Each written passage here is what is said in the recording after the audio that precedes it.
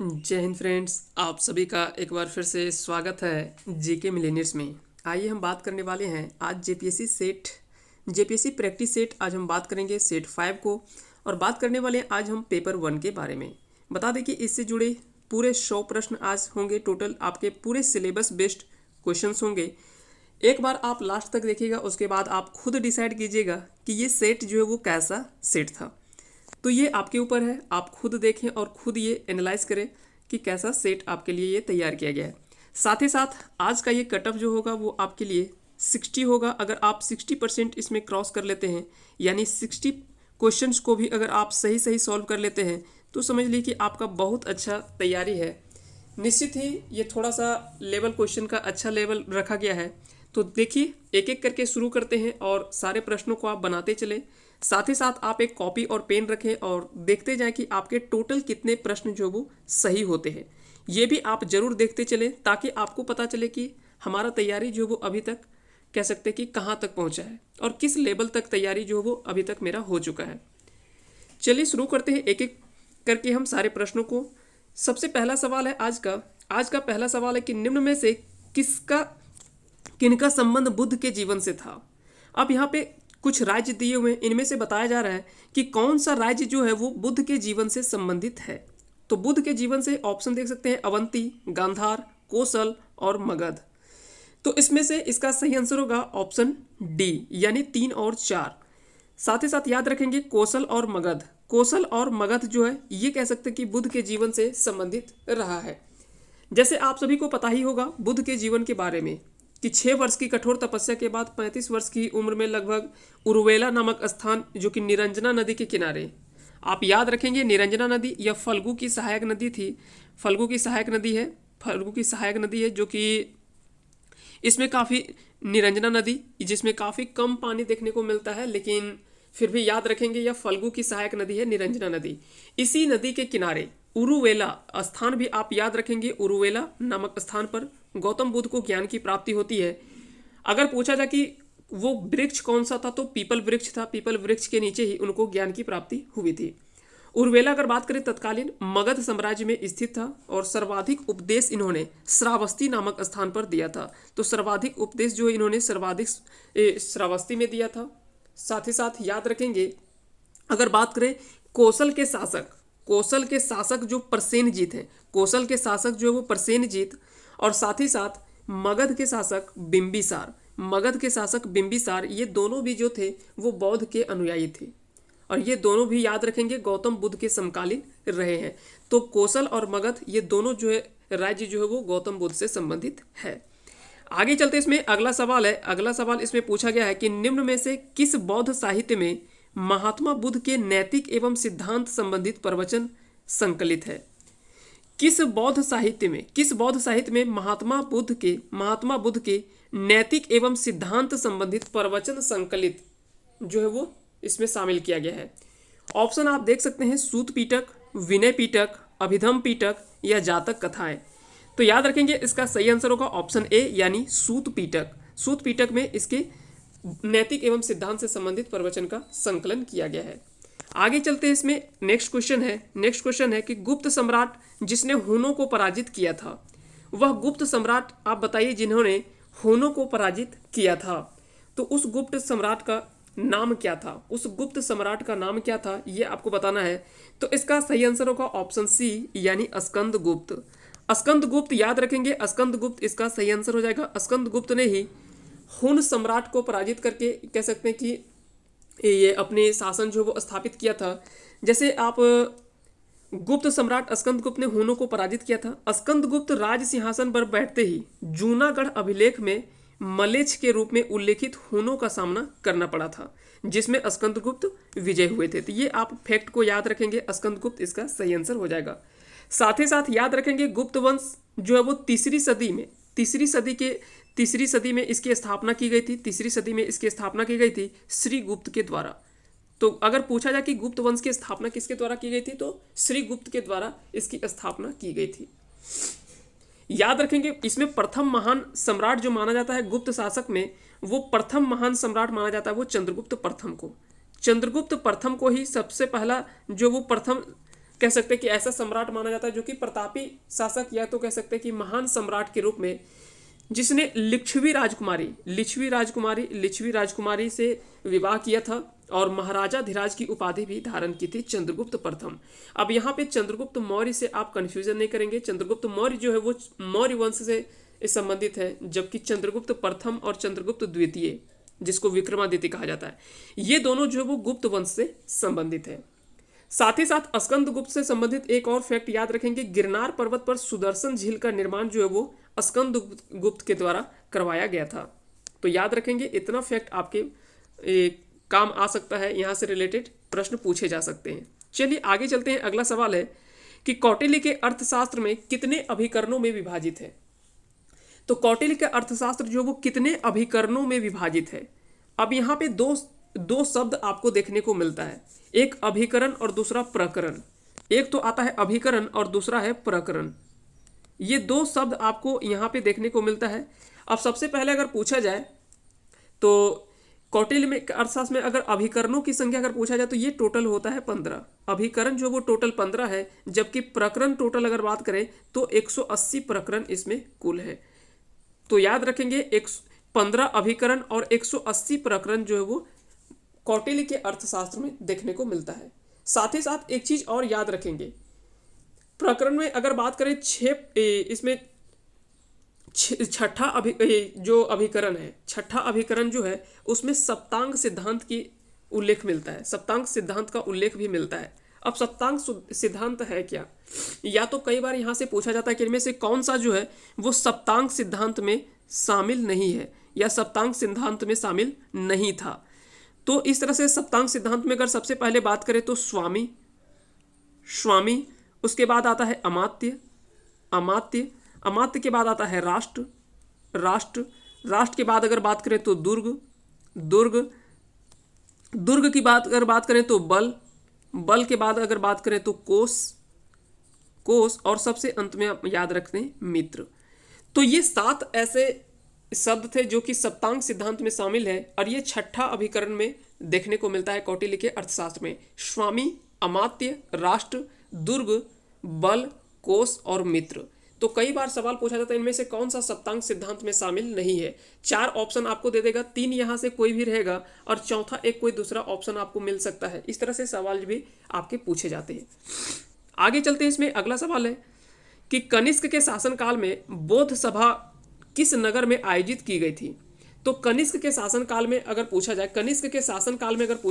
कि बौद्ध सभा का आयोजन, जैसे आप सभी को पता होगा कि टोटल बौद्ध सभा में अगर बात करें तो 4 जो वो बौद्ध सभाएं हुई थी। टोटल 4 बौद्ध सभाएं हुई थी इसमें। इसमें से अगर बात करें कि कहाँ कहाँ पे हुआ था तो थोड़ा सा इसके बारे में हम देख लेते हैं। इसमें सबसे पहला जो आता है वो राजगिरा। सबसे पहला जो हुआ था वो राजगिरा में हुआ था। दूसरा जो है वो वैशाली में होता है। यहाँ पे दरअसल 2 जगह जो है वो पाटलिपुत्र हो गया, एक यहाँ पे आप वैशाली कर दीजिए, एक यहाँ पे वैशाली कर दीजिए, ठीक है। तीसरा जो हुआ था वो पाटलिपुत्र में, हुआ था। थर्ड जो हुआ था वो पाटलिपुत्र में हुआ था, और चौथा जो हुआ था वो कुंडलवन जो कि जम्मू कश्मीर में अवस्थित है। तो इस तरह से 4 जो वो बौद्ध कह सकते हैं कि बौद्ध का जो सभा हुआ था वो 4 बौद्ध सभाएं हुई थी। अब यहाँ से 2 सवाल और बनते हैं कि इनमें से अध्यक्ष उस समय कौन था और उस समय इसके शासन कौन था। तो जिस समय राजगृह में हुआ था, इस समय अध्यक्षता जो किया था वो महाकश्यप के द्वारा किया गया था, और अजातशत्रु यहाँ के उस समय शासन चल रहा था।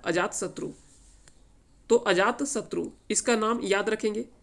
अगर बात करें दूसरा वैशाली में जब हो रहा था तो वहाँ पे सब्बा कामी इसकी अध्यक्षता की थी, जबकि कालाशोक इस समय शासन चल रहा था। कालाशोक का यहाँ पे शासन चल रहा था।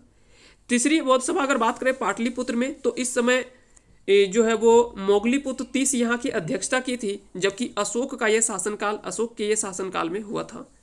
अशोक हो जाएगा। जबकि चौथा आप याद रखेंगे, यह जो हुआ था वह कनिष्क के शासनकाल में हुआ था, चौथा। तो कुंडलवन जो कि जम्मू कश्मीर में अवस्थित है, यह चौथा बौद्ध अध्यक्षता हुआ था, जो कि लगभग प्रथम शताब्दी ईस्वी में माना जाता है। ये सबसे पहले अगर बात करें राजगृह में, तो यह लगभग 483 ईसा पूर्व में हुआ था। दूसरा अगर बात करें वैशाली में तो यह लगभग 383 ईसा पूर्व में हुआ था, जबकि थर्ड जो हुआ था पाटलिपुत्र में यह 255 ईसा पूर्व में, और अंत में जो हुआ था 200 प्रथम सदी ईसा पूर्व में जो ईस्वी में हुआ था, प्रथम सदी ईस्वी में कह सकते हैं, ईसा पूर्व नहीं ईस्वी में, कुंडलवन जो कि जम्मू कश्मीर में अवस्थित है। तो याद रखेंगे इसका सही आंसर होगा ऑप्शन बी यानी कुंडलवन जम्मू कश्मीर। आगे चलते इसमें अगला सवाल है, भारतीय इतिहास के मध्य काल में बंजारे सामान्यतः कौन थे?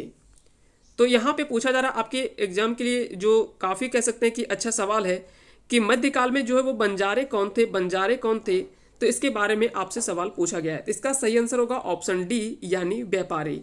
व्यापारी इसका सही आंसर हो जाएगा। मध्यकाल में जो बंजारे शब्द संबंधित हैं वो व्यापारी यानी कह सकते हैं कि व्यापार का इसमें काफ़ी ज़्यादा उल्लेख मिलता है इससे संबंधित, बंजारे से संबंधित, क्योंकि व्यापार के उस समय बैलगाड़ी का प्रचलन था, बैलगाड़ी से वो काफ़ी ज़्यादा एक जगह से दूसरे जगह जो है वो व्यापार किया करते थे, जिसके कारण से इसका उल्लेख जो वो मिलता है।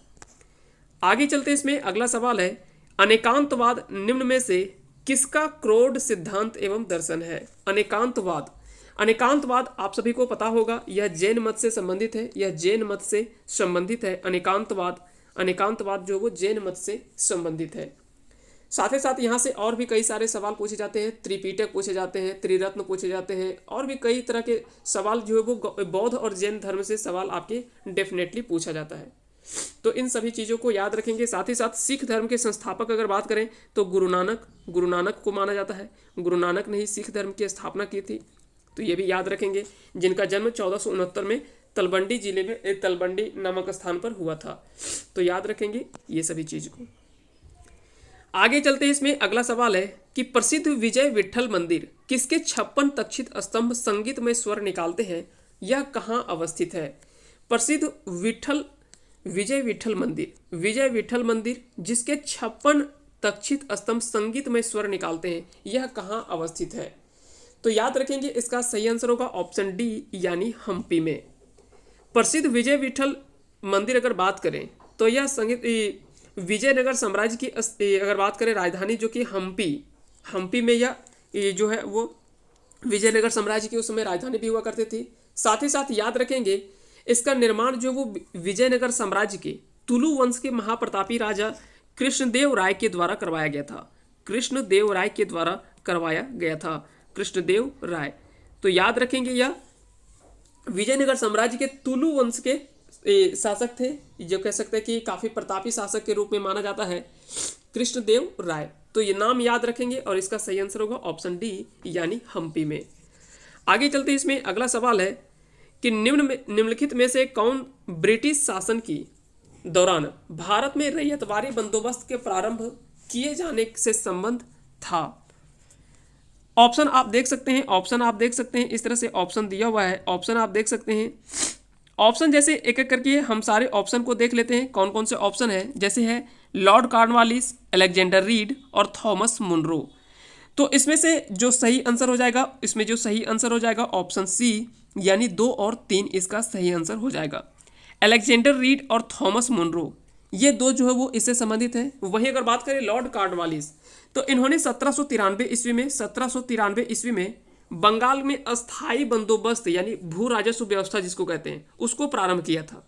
यहाँ पे जबकि पूछा जा रहा है आपसे रैयतवारी बंदोबस्त, तो रैयतवारी बंदोबस्त से नहीं, यह अस्थाई बंदोबस्त से संबंधित है लॉर्ड कॉर्नवालिस। वहीं अगर बात करें तो जमींदारों के राजस्व वसूलने से संबंधित है मुख्य रूप से, और यह साथ ही साथ याद रखेंगे यह भू राजस्व व्यवस्था की एक अस्थाई पद्धति थी जो कि जिसको शुरुआत किया था लॉर्ड कॉर्नवालिस के द्वारा 1793 ईस्वी में।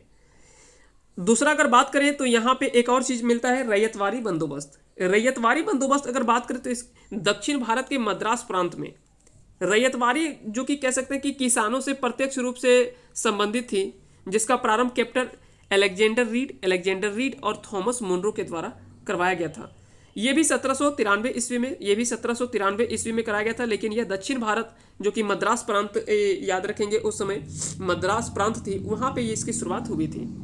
वहीं अगर बात करें तीसरा महालवाड़ी व्यवस्था, इसका प्रारंभ जो वो मैकेंजी एवं रॉबर्ट मार्टिन बर्ड के द्वारा किया गया था। तो तीनों आपको याद रखने हैं। सबसे पहले अस्थाई बंदोबस्त या भू राजस्व व्यवस्था, दूसरा आपका आता है रैयतवाड़ी बंदोबस्त और तीसरा आता है महलवाड़ी व्यवस्था। यहां से भी कई बार सवाल जो वो आपसे पूछा जाता है, तो ये तीनों को आप याद रखेंगे। आगे चलते हैं, इसमें अगला सवाल है कि बोधिसत्व पद्मपाणि का चित्र सर्वाधिक प्रसिद्ध और प्रायः चित्रित चित्रकारी जो स्थित है। आपको बताना कि बोधिसत्व पद्मपाणि का चित्र जो कि सर्वाधिक प्रसिद्ध और प्रायः चित्रित चित्रकारी माना जाता है, यह कहाँ पर अवस्थित है? अजंता गुफा में, बादामी गुफा में, बाघ गुफा में या एलोरा की गुफा में? तो इसका सही आंसर होगा ऑप्शन ए यानी अजंता की गुफा में। इसका सही आंसर हो जाएगा ऑप्शन ए यानी अजंता की गुफा में।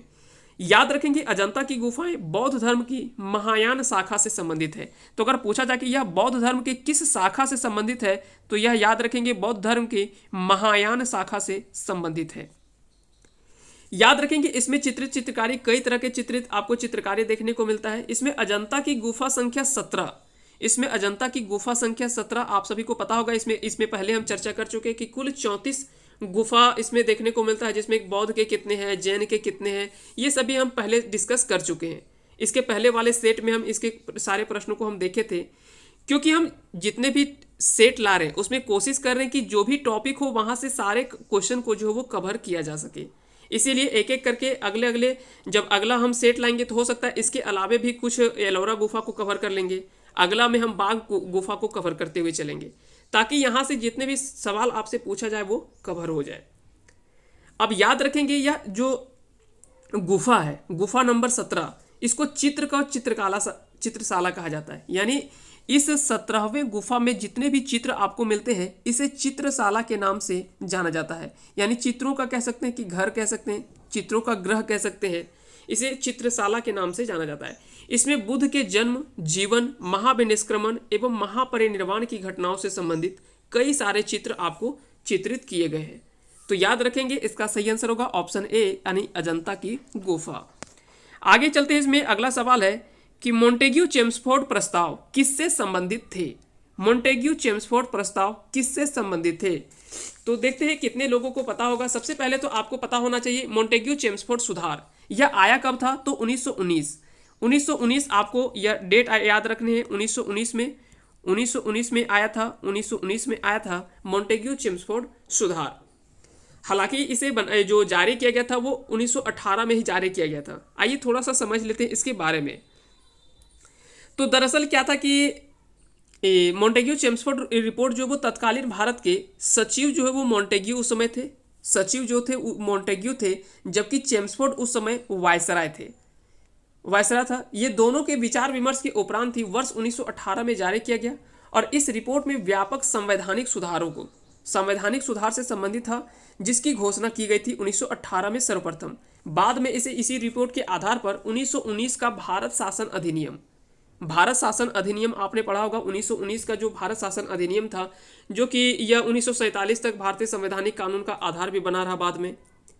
इसमें कुछ विशेषताएं इसमें शामिल किया गया था 1919 का मोंटेग्यू चेम्सफोर्ड प्रस्ताव में। आइए थोड़ा सा एक एक करके उन सभी विशेषताओं को थोड़ा सा हम देख लेते हैं। 2-3 प्रमुख विशेषता जो कि आपके एग्जाम में पूछा जाता है। सबसे पहले इसमें था प्रांतों का आंशिक उत्तरदायित्व, प्रांतों का आंशिक उत्तरदायित्व पहला था। दूसरा इसमें था विकेंद्रीकरण की नीति, दूसरा जो था वो था विकेंद्रीकरण की नीति। तीसरा इसमें था सांप्रदायिक मताधिकार का विस्तार, यानी सांप्रदायिक मताधिकार का विस्तार करना, तीसरा इसमें शामिल था। और जबकि चौथा था भारत सचिव तथा ब्रिटिश संसद के नियंत्रण में कमी। इसको इन सभी प्रस्तावों को जो है वो शामिल किया गया था इसमें मोंटेग्यू चेम्सफोर्ड प्रस्ताव में। आगे चलते हैं, इसमें साथ ही साथ इसमें एक और चीज पूछा जाता है मार्ले मिंटो सुधार। मार्ले मिंटो सुधार याद रखेंगे 1909 में आया था मार्ले मिंटो सुधार, जबकि मोंटेग्यू चेम्सफोर्ड सुधार यह 1919 का है। तो ये दोनों आप याद रखेंगे। महात्मा गांधी ने अपना पहला आमरण अनशन कब प्रारंभ किया था? महात्मा गांधी ने अपना पहला आमरण अनशन कब प्रारंभ किया था? कोलकाता के दंगों के समय, जालियांवाला बाग दुर्घटना के समय, दिल्ली के दंगों के समय या कम्युनल अवार्ड के समय? तो इसका सही आंसर होगा कम्युनल अवार्ड के समय। इसका सही आंसर होगा कम्युनल अवार्ड के समय। इसका सही आंसर होगा ऑप्शन डी। याद रखेंगे महात्मा गांधी ने दलितों को पृथक निर्वाचक मंडल प्रदान करने वाले कम्युनल अवार्ड का विरोध करने के लिए ही 20 सितंबर, ये डेट आप याद रखेंगे, कई बार एग्जाम में पूछा गया है कि कम्युनल अवार्ड जो वो कब, इसकी घटना जो वो कब देखने को मिलता है, तो 20 सितंबर 1932 की यह घटना है, जब कह सकते हैं कि दलितों को पृथक निर्वाचन मंडल प्रदान करने वाले कम्युनल अवार्ड का विरोध करने के लिए यरवदा जेल में आमरण अनशन का आरंभ किया था। तो यहां से इसका सही आंसर होगा ऑप्शन डी, यानी कम्युनल अवार्ड के लिए। जालियांवाला बाग हत्याकांड ये 1919 की घटना थी, ये सभी तो आप सभी को पता होगा, 13 अप्रैल 1919। अगला सवाल है कि भगत सिंह, सुखदेव और राजगुरु को किस वाद या किस केस में फांसी की सजा सुनाई गई थी? ऑप्शन है अलीपुर षड्यंत्र केस, लाहौर षड्यंत्र केस, काकोरी षड्यंत्र केस या कानपुर षड्यंत्र केस। तो इसका सही आंसर होगा ऑप्शन बी, यानी लाहौर षड्यंत्र केस के लिए। याद रखेंगे लाहौर षड्यंत्र केस के लिए ही इन तीनों को जो वो फांसी की सजा सुनाई गई थी। भगत सिंह, सुखदेव और राजगुरु को 23 मार्च 1931 को लाहौर षड्यंत्र केस में फांसी की सजा सुनाई गई थी। भगत सिंह, याद रखेंगे एक चीज और यहां से सवाल पूछा जाता है कि नौजवान भारत सभा की स्थापना जो है वो किसके द्वारा की गई थी? तो याद रखेंगे इसका सही आंसर होगा भगत सिंह के द्वारा ही नौजवान भारत सभा की स्थापना की गई थी। तो आगे चलते हैं, इसमें अगला सवाल देखते हैं। अगला सवाल इसमें क्या है? अगला सवाल इसमें पूछा गया है, अगला सवाल है कि किस वायसराय की हत्या उसके कार्यालय में की गई थी? किस वायसराय की हत्या उसके कार्यालय में की गई थी? किस वायसराय की हत्या उसके कार्यालय में की गई थी? तो आप बता सकते हैं इसका सही आंसर क्या होगा? इसका सही आंसर क्या होगा कि किस वायसराय की हत्या जो वो उसकी कार्यालय में की गई थी? तो इसका सही आंसर होगा ऑप्शन सी, यानी लॉर्ड मेयो। लॉर्ड मेयो कह सकते हैं कि इनकी हत्या जो है वो कहाँ पे हुआ था? तो यह वायसराय कह सकते हैं कि यह अफगानों के द्वारा, एक अफगान था जिसके द्वारा 1872 में, एक अफगान के द्वारा 1872 में चाकू मार करके हत्या कर दी गई थी। साथ ही साथ याद रखेंगे 1872 में इन्होंने एक कृषि विभाग की स्थापना की थी। एक कृषि विभाग की स्थापना जो वो लॉर्ड मेयो के द्वारा किया गया था। उस विभाग का नाम क्या था? आप कमेंट करके हमें जरूर बताएंगे कि उस विभाग का नाम क्या था, जो कि कह सकते हैं कि लॉर्ड मेयो के द्वारा स्थापना किया गया था। साथ ही साथ जितने भी गवर्नर जनरल हैं, वायसराय हैं, गवर्नर है, इससे रिलेटेड आपको एक सेपरेट वीडियो हम बहुत जल्दी लेकर आएंगे, जिसमें सारे चीज़ को और इम्पोर्टेंट जितने भी फैक्ट होंगे सभी गवर्नर से रिलेटेड, उन सभी फैक्ट को हम एक जगह लाने का प्रयास करेंगे। ये बहुत जल्दी हम एक सेपरेट वीडियो हम लेकर आएंगे। साथ ही साथ यहाँ से भी आपके कई बार एग्जाम में सवाल जो वो पूछे जाते हैं। आगे चलते हैं, इसमें अगला सवाल है कि सही कालानुक्रम आपको बताना है। ये सवाल आप अगर हल कर लेते हैं तो काफ़ी अच्छा सवाल है। इस तरह के कन्फ्यूजन वाले सवाल जो वो आपको अक्सर पूछे जाते हैं, ये थोड़े कन्फ्यूजन वाले सवाल हैं।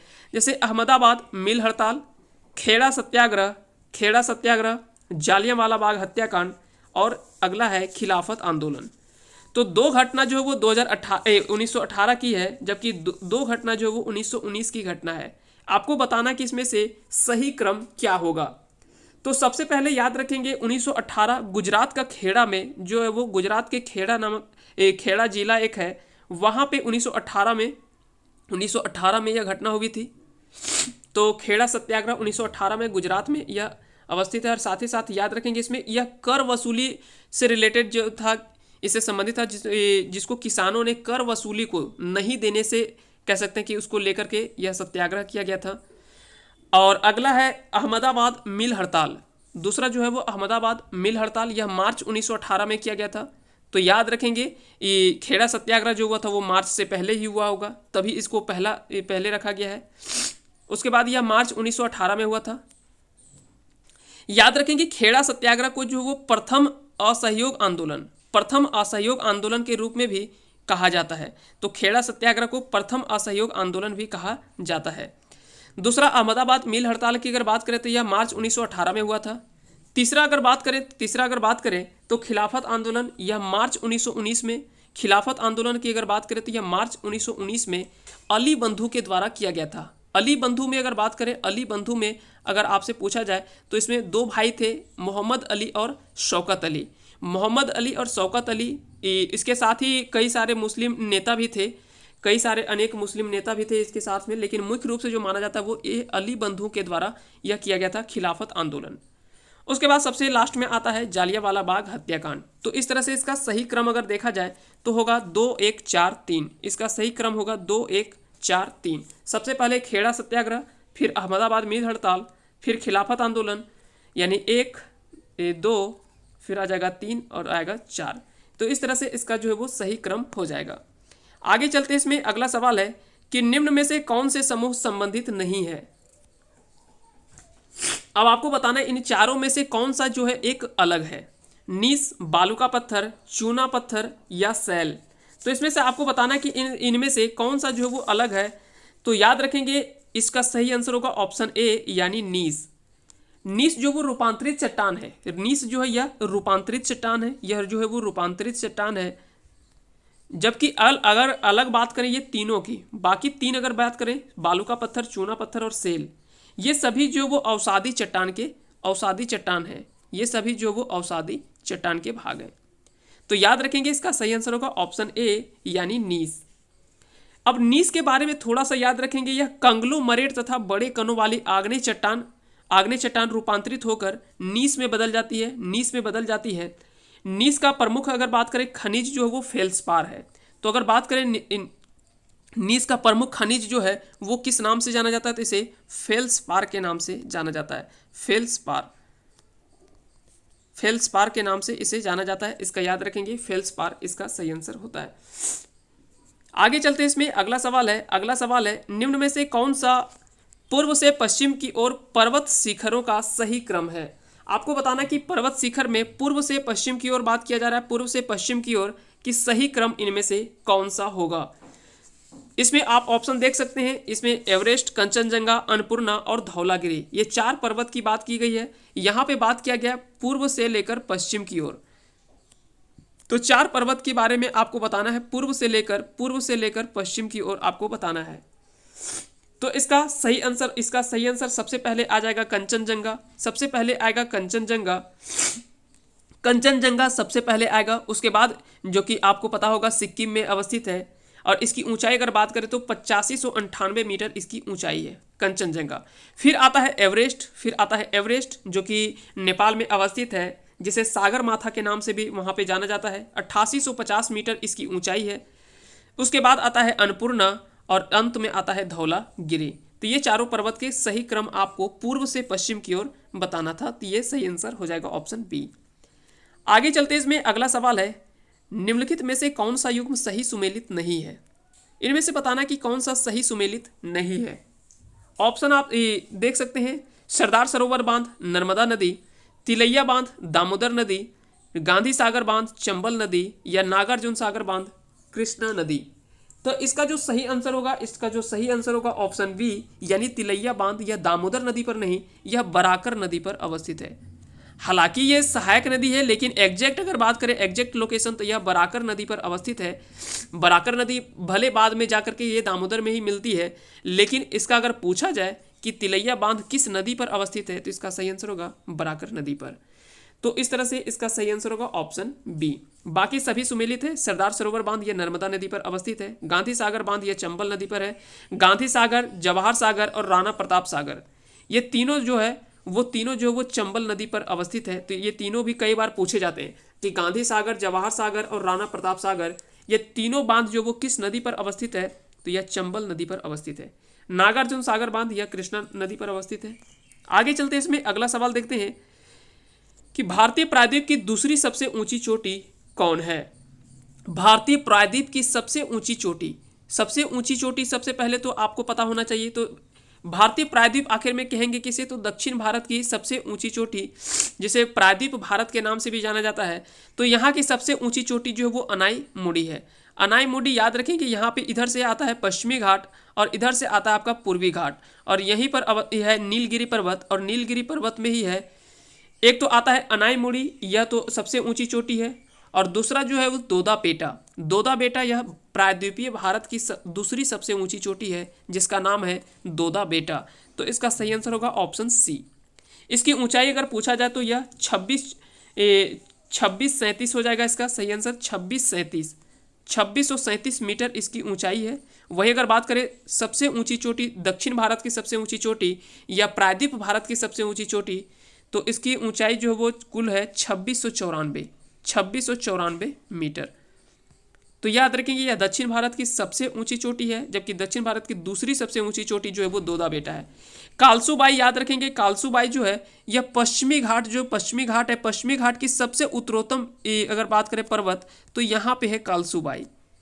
वही अगर बात करें गुरु शिखर, तो गुरु शिखर याद रखेंगे माउंट आबू जो कि राजस्थान में अवस्थित है, माउंट आबू राजस्थान में अवस्थित है, यहाँ पर स्थित है गुरु शिखर, उसी की सबसे ऊंची चोटी है, 1422 मीटर ऊंची यह पर्वत शिखर है। तो याद रखेंगे इसका सही आंसर होगा गुरु शिखर। ये कहाँ पे अवस्थित है, तो यहाँ पे ये राजस्थान में अवस्थित है। साथ ही साथ और यहाँ पे पूछा जाए कि भारत की सबसे ऊंची चोटी, तो ये सभी के बारे में हम तो बात कर चुके हैं। भारत की सबसे ऊंची चोटी कंचनजंगा, कंचनजंगा। लेकिन भारत में सबसे ऊंची चोटी और भारत की सबसे ऊंची चोटी तो केटू हो जाएगा। यहाँ से दो टाइप से सवाल पूछे जाते हैं कि भारत की सबसे ऊंची चोटी तो केटू होगा और भारत में सबसे ऊंची चोटी तो ये हो जाएगा कंचनजंगा। इसका कारण हम थोड़ा सा बता देते हैं, क्योंकि केटू जो है यह पीओके वाले क्षेत्र में है।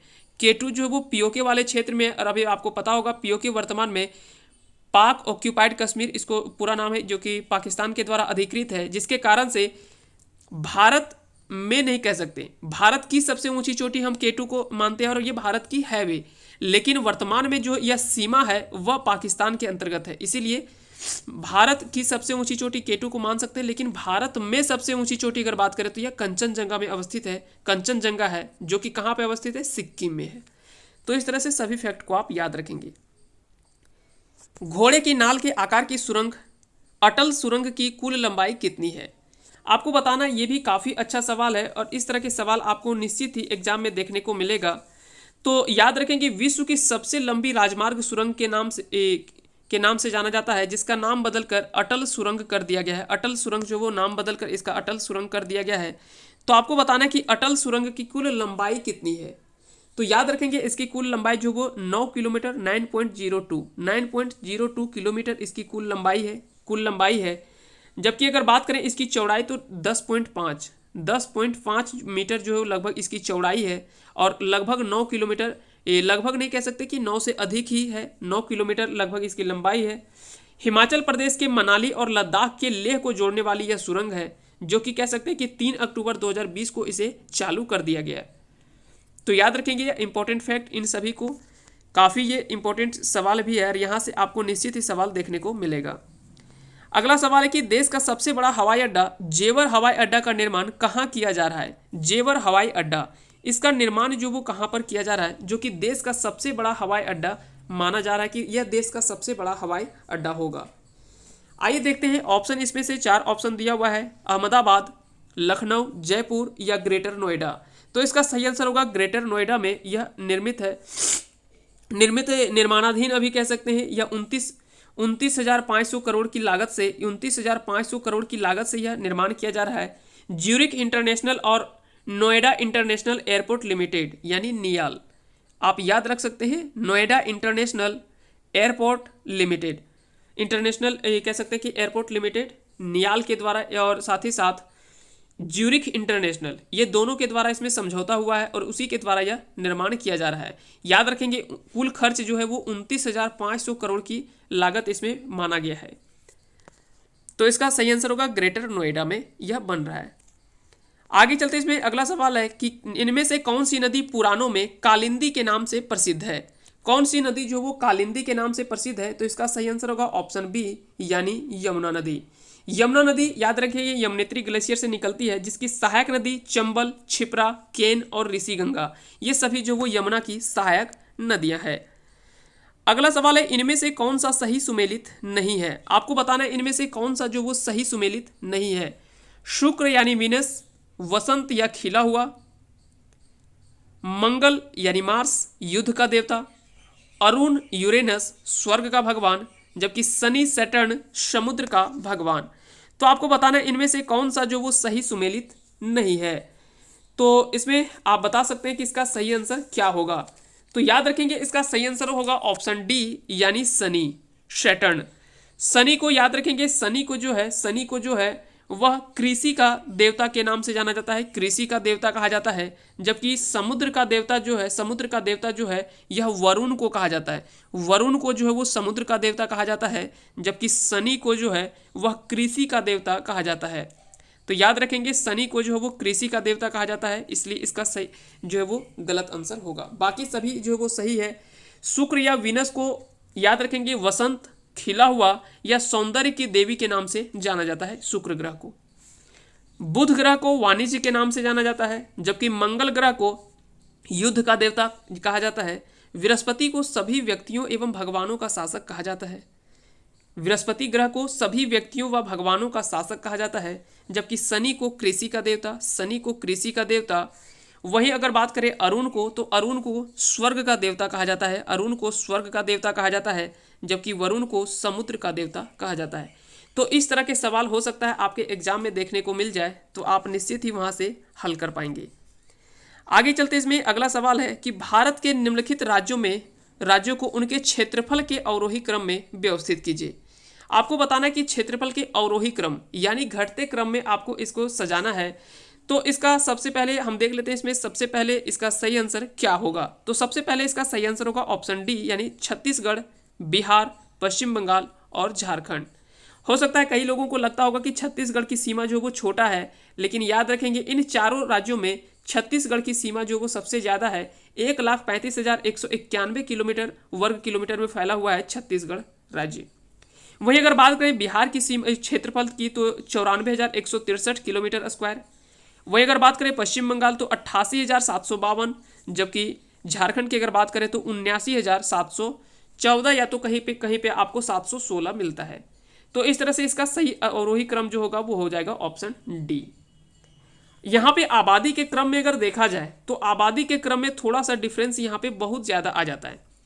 छत्तीसगढ़ की कुल आबादी अगर देखें तो 2,55,00,000 लगभग 2.5 करोड़ के लगभग माना जाता है, जबकि क्षेत्रफल सबसे ज़्यादा है।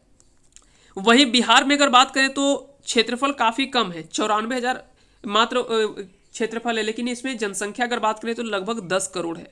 10 करोड़ जनसंख्या जो वो लगभग बिहार में। वहीं 9,13,00,000 लगभग पश्चिम बंगाल की जनसंख्या है, जबकि बात करें अगर झारखंड की तो लगभग 3.5 करोड़ मान सकते हैं। 3,29,88,000 कुछ करके समथिंग होता है, 3,30,00,000 लगभग 3.5 करोड़ हम मान सकते हैं झारखंड की जनसंख्या। हालांकि ये पुराना आंकड़ा है, वर्तमान में और भी इसमें जनसंख्या में वृद्धि देखने को मिल सकता है। आगे चलते इसमें अगला सवाल है, निम्न खनिजों में से किस खनिज का उत्पादन में भारत जो वो विश्व में अग्रणी है। आपको बताना है कि विश्व में कौन से खनिज है जिसमें भारत जो वो अग्रणी भूमिका निभाता है। लौह चादरी, लौह अयस्क, चादरी अभ्रक, लौह अयस्क, तांबा या कोयला। तो इसका जो सही आंसर हो जाएगा, इसका जो सही आंसर होगा ऑप्शन ए, यानी चादरी अभ्रक में। चादरी अभ्रक की अगर बात करें तो इसमें उत्पादन में भारत जो वो अग्रणी भूमिका निभाता है।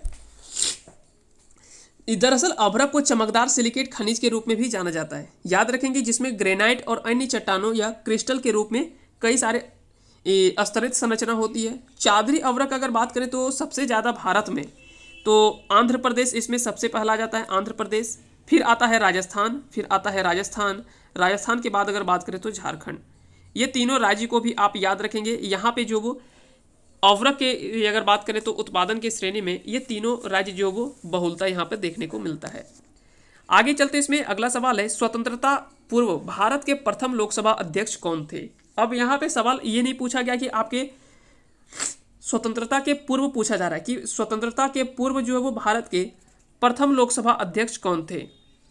तो इसका जो सही आंसर होगा ऑप्शन ए, यानी sir Frederick White. Sir Frederick White जो वो स्वतंत्रता पूर्व भारत के प्रथम लोकसभा अध्यक्ष बनाए गए थे। वहीं अगर बात करें स्वतंत्रता के बाद गणेश वासुदेव मावलंकर, ये स्वतंत्रता के बाद होगा, जबकि अगर पूछा जाए कि स्वतंत्रता पूर्व तो इसका सही आंसर होगा सर फ्रेडरिक व्हाइट। आगे चलते इसमें अगला सवाल है, राष्ट्रीय मतदाता दिवस किस तिथि को मनाया जाता है। राष्ट्रीय मतदाता दिवस कब मनाया जाता है। तो इसका सही आंसर होगा ऑप्शन, आप बता सकते हैं कि इसका सही आंसर क्या होगा, राष्ट्रीय मतदाता दिवस। तो चलिए देखते हैं कितने लोगों को इसका सही आंसर, आप कमेंट करके इसका सही आंसर बताएं। हम इसका सही आंसर नहीं बताते हैं, आपको बताना है कि राष्ट्रीय मतदाता दिवस कब मनाया जाता है। राष्ट्रीय मतदाता दिवस कब मनाया जाता है। चलिए आपको ऑप्शन यहाँ पे दिखाया गया है 25 दिसंबर, 25 जनवरी, 1 नवंबर या फिर 22 जनवरी। तो आपको कमेंट करके बताना है कि राष्ट्रीय मतदाता दिवस कब मनाया जाता है। चलिए देखते हैं कितने लोगों को पता है कि जो वोटिंग का अधिकार, क्योंकि अभी मतदाता या मतदान थोड़ा सा चर्चा में है, तो आप बताइए कि इसका अधिकार जो वो कब दिया गया था सबसे पहले। और साथ ही साथ आपको यहाँ पे एक और सवाल पूछा जाता है कि 21 वर्ष से घटा करके 18 वर्ष, मतदाताओं की उम्र सीमा जो है वो 21 वर्ष से 18 वर्ष घटा करके किस वर्ष जो वो किया गया था या किस संविधान संशोधन के द्वारा किया गया था। तो इन सभी को भी आपको याद रखने हैं, यहाँ से भी इस टाइप के सवाल भी आपसे पूछे जाते हैं। ब्रिटिश की संसद के दोनों सदनों को संबोधित करने वाली ब्रिटेन की महारानी को छोड़कर प्रथम महिला कौन है। यहाँ पे आपको पूछा जा रहा है कि ब्रिटिश की संसद के दोनों सदनों को संबोधित करने वाली ब्रिटेन की महारानी को अगर छोड़ दिया जाए, उसके बाद कौन सी ऐसी पहली महिला है जो कि ब्रिटेन की संसद के दोनों सदन में संबोधित करने वाली महिला बनी है। तो इसका सही आंसर होगा ऑप्शन डी, यानी आंग सान सूकी। आंग सान सूकी इसका सही आंसर हो जाएगा, जिन्होंने ब्रिटिश की दोनों सदनों को संयुक्त रूप से संबोधित किया है। आगे चलते इसमें अगला सवाल है, भारत में पंचायती राज व्यवस्था का शिल्पी किसे कहा जाता है। भारत में पंचायती राज व्यवस्था का शिल्पी किसे कहा जाता है। तो इसका सही आंसर होगा B R Mehta. B R Mehta को ही याद रखेंगे, पंचायती राज व्यवस्था का शिल्पी कहा जाता है। तो इसका सही आंसर क्या हो जाएगा, इसका सही आंसर होगा option D, B R Mehta को। आगे चलते इसमें अगला सवाल है, पंचायती राज व्यवस्था अपनाई गई थी। पंचायती राज व्यवस्था अपनाई गई थी।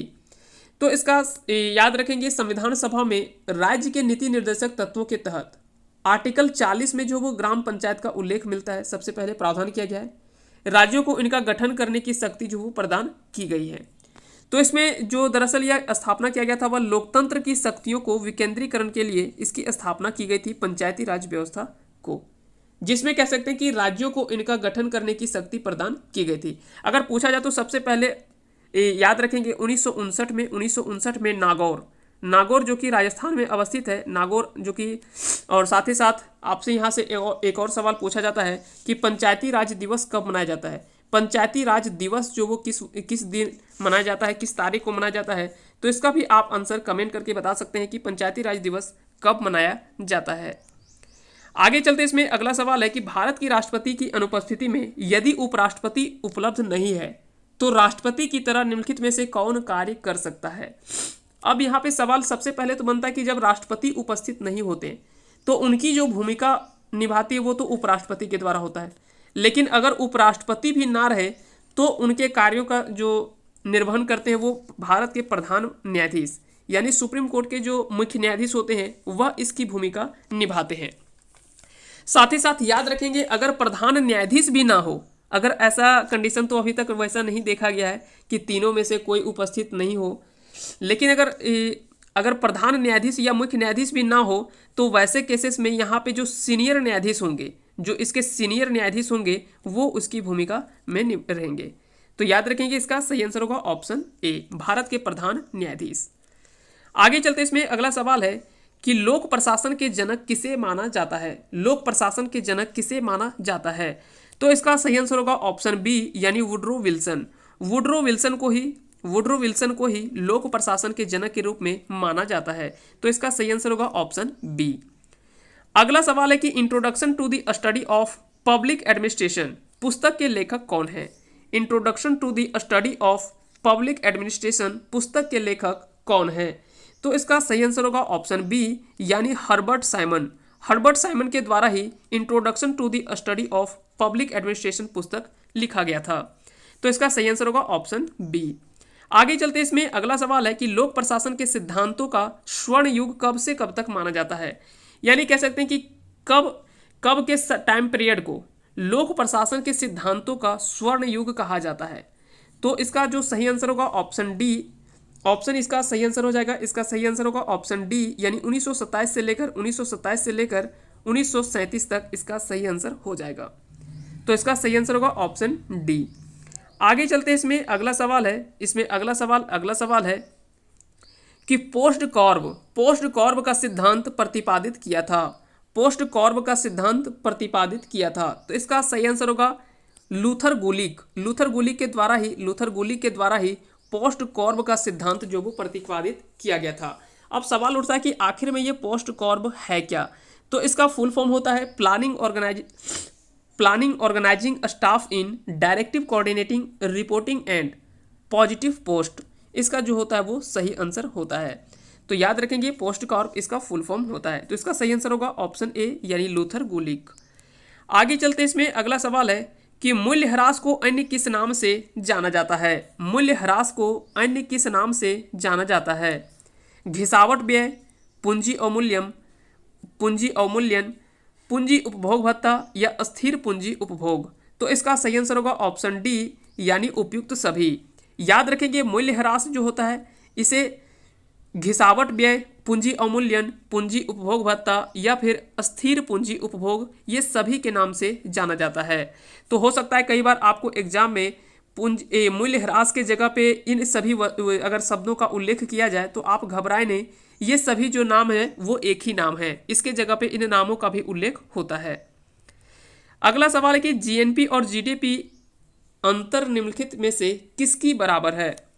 तो जीएनपी और जीडीपी का अंतर जो है, जीएनपी और जीडीपी का अंतर जो है वह मुख्य रूप से किसके बराबर होता है। देशवासियों द्वारा विदेशों से प्राप्त आय, विदेशियों द्वारा देशों से प्राप्त आय या विदेशों द्वारा प्राप्त शुद्ध निवल आय या फिर मूल्यह्रास। तो इसका सही आंसर होगा ऑप्शन सी यानी विदेशों से प्राप्त शुद्ध निवल आय को ही हम जीएनपी और जीडीपी का अंतर मान सकते हैं। जीएनपी और जीडीपी का अंतर जो होता है वह विदेशों से प्राप्त जो शुद्ध आय होता है उसी को हम जीएनपी और जीडीपी का अंतर मान सकते हैं, यानी दोनों का डिफरेंस को ही हम क्या कहेंगे, विदेशों से प्राप्त शुद्ध निवल आय को। आगे चलते हैं, इसमें अगला सवाल है भारत का एक नागरिक अमेरिका में किराए पर मकान लेकर दुकान चला रहा है तो किराए से प्राप्त आय क्या होगा। ये सवाल जो वो थोड़ा सा डिफिकल्ट सवाल है, इस तरह के सवाल हो सकता है कि इकोनॉमिक में आपको देखने को मिल सकता है। तो सबसे पहले आपको दो फैक्ट आपको पता होना चाहिए, एक तो है जीएनपी और दूसरा है जीडीपी। ये दो शब्द ऐसे हैं जो कि आपको पता होने चाहिए। जब तक ये दो शब्द आपको नहीं पता होगा तब तक आप इकोनॉमिक्स को, खास करके नेशनल इनकम या तो राष्ट्रीय आय, ये सभी चीज़ को आप बहुत अच्छे से नहीं समझ पाएंगे। तो कम से कम तो आपको जीएनपी जीडीपी ये सब शब्द आपको पता होने चाहिए कि क्या होता है। तो यहाँ पे पूछा जा रहा है कि भारत का अगर कोई व्यक्ति अमेरिका में जाकर के एक किराए पर एक मकान खरीद लेता है और वहाँ पे दुकान चला रहा है तो किराए से जो प्राप्त आय मिल रहा है वो क्या होगा। भारत का जीएनपी होगा, भारत का जीडीपी होगा, अमेरिका का जीएनपी होगा और जीडीपी होगा। तो इसका सही आंसर होगा ऑप्शन सी यानी अमेरिका का जीएनपी और जीडीपी दोनों होगा। अब यहाँ पे समझिए इनको, इन फैक्ट को समझिए। सबसे पहले जीएनपी और जीडीपी आखिर में होता क्या है।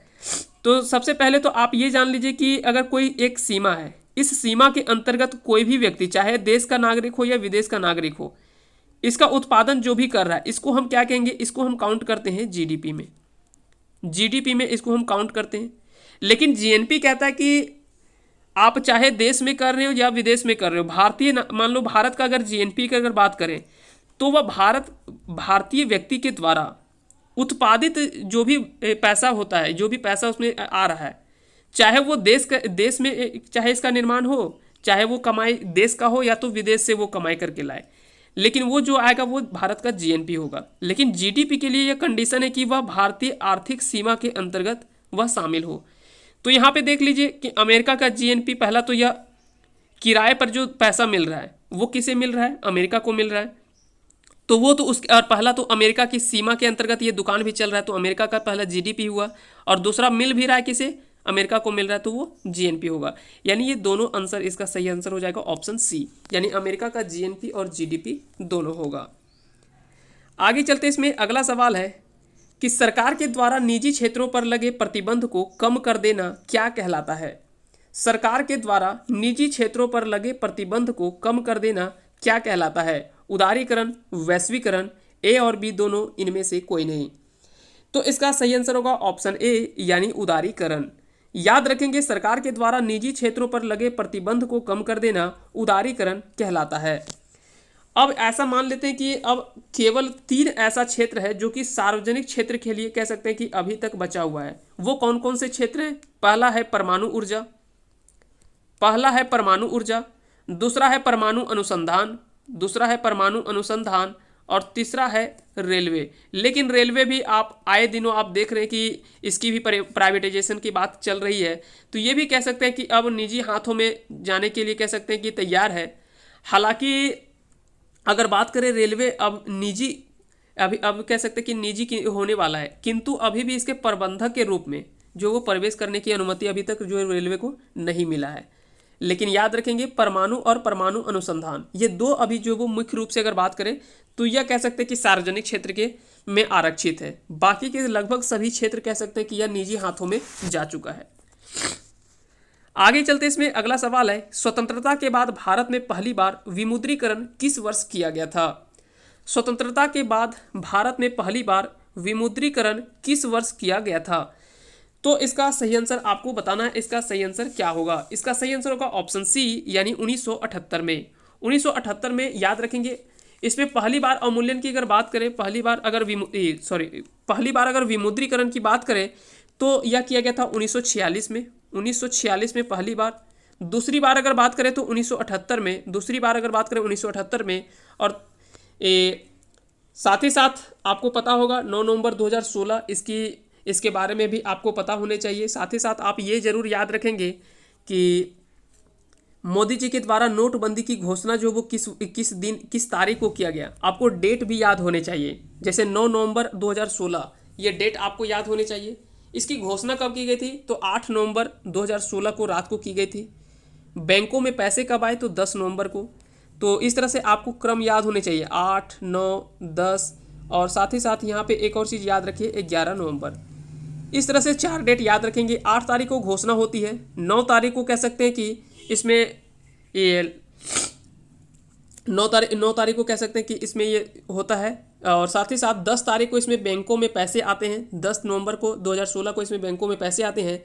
जबकि 11 नवंबर से आरबीआई एक्ट 26(2) के तहत 11 नवंबर 2016 से पैसे जो वो एटीएम में आने शुरू हो गए थे। याद रखेंगे इसमें अगर बात करें जब 2016 का जो नोटबंदी हुआ था उसमें कुल नोट का अगर पूछा जाए कि कुल नोट का वो कितना था, तो लगभग 86% जो वो कुल नोट का था, जो कि 500 और 1000 का नोट जो बंदी हुआ था वो कुल नोटों का 86% था।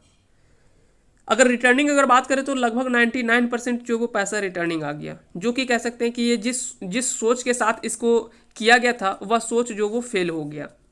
क्योंकि इसमें उम्मीद किया जा रहा था कि इसमें काफ़ी कम पैसा जो है वो रिटर्निंग होगा और काला बाजारी जो वो इससे कहीं ना कहीं थोड़ा सा खत्म होगा, यानी ब्लैक मनी जो है वो कहीं ना कहीं खत्म होगा। लेकिन वैसा नहीं हुआ। इसमें 99% पैसा जो वो रिटर्निंग आ गया फिर से। इसलिए कह सकते हैं कि यह थोड़ा सा एक फेल्योर माना जाता है नोटबंदी। आगे चलते इसमें अगला सवाल है कि प्लान्ड इकोनॉमी फॉर इंडिया पुस्तक के लेखक कौन है जिसमें नियोजन का सैद्धांतिक प्रयास किया गया था? Planned economy for India, planned economy for India, इस पुस्तक के लेखक कौन माने जाते हैं? तो इसका सही आंसर होगा ऑप्शन सी, यानी एम विश्वेश्वरैया। एम विश्वेश्वरैया के द्वारा 1934 में एम विश्वेश्वरैया के द्वारा यह लिखा गया था।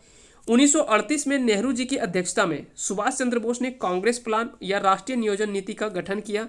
आप कुछ इंपॉर्टेंट डेट को आप याद रखेंगे। 1938 डेट अगर याद रखें तो नेहरू जी की अध्यक्षता में सुभाष चंद्र बोस ने कांग्रेस प्लान, तो अगर पूछा जाए कि कांग्रेस प्लान या राष्ट्रीय नियोजन समिति का गठन जो वो कब किया गया था, तो 1938 में। अगला अगर एक डेट आप याद रखेंगे 1944 इसलिए इंपॉर्टेंट है क्योंकि मुंबई के 8 उद्योगपतियों द्वारा बॉम्बे प्लान निर्मित की गई थी, जिसकी अध्यक्षता जो किया गया था वो जेआरडी टाटा यानी रतन टाटा के द्वारा किया गया था। फिर उसके बाद आता है 1950 ये भी एक काफ़ी महत्वपूर्ण है। सर्वोदय योजना जो कि जयप्रकाश नारायण के द्वारा सर्वोदय योजना की शुरुआत की गई थी, सर्वोदय योजना की शुरुआत की गई थी। फिर उसके बाद डेट याद रखेंगे 15 मार्च 1950। 15 मार्च 1950 को केसी नियोगी समिति की सिफारिश, जो कि केसी नियोगी के अध्यक्षता में कह सकते हैं कि नियोगी समिति की सिफारिश पर ही योजना आयोग का गठन किया गया था, जिसकी आधारशिला जॉन मथाई के द्वारा रखा गया था 15 मार्च 1950 को। उसके बाद 1 अगस्त 1952 को राष्ट्रीय विकास परिषद की स्थापना होती है, 1 अगस्त 1952 को। और फिर उसके बाद याद रखेंगे आप 1 जनवरी 2015 आपको पता होगा कि योजना आयोग को बदल करके NITI Aayog national institution transforming India या national national institution for transforming India यानी नीति आयोग की स्थापना जो वो 1 जनवरी 2015 को की गई। किसके स्थान पर? तो योजना आयोग के स्थान पर इसे बदलकर किया गया। अगर इसकी अध्यक्षता पूछा जाए तो इसकी अध्यक्षता जो वो प्रधानमंत्री करते हैं। जैसे पहले पहले जो किया करते थे योजना आयोग, उसकी अध्यक्षता भी जो है वो प्रधानमंत्री के द्वारा ही किया जाता है। साथ ही साथ राष्ट्रीय विकास परिषद, इसकी भी स्थापना जो इसके भी अध्यक्षता जो वो प्रधानमंत्री के द्वारा ही किया जाता है, यानी पीएम के द्वारा ही किया जाता है।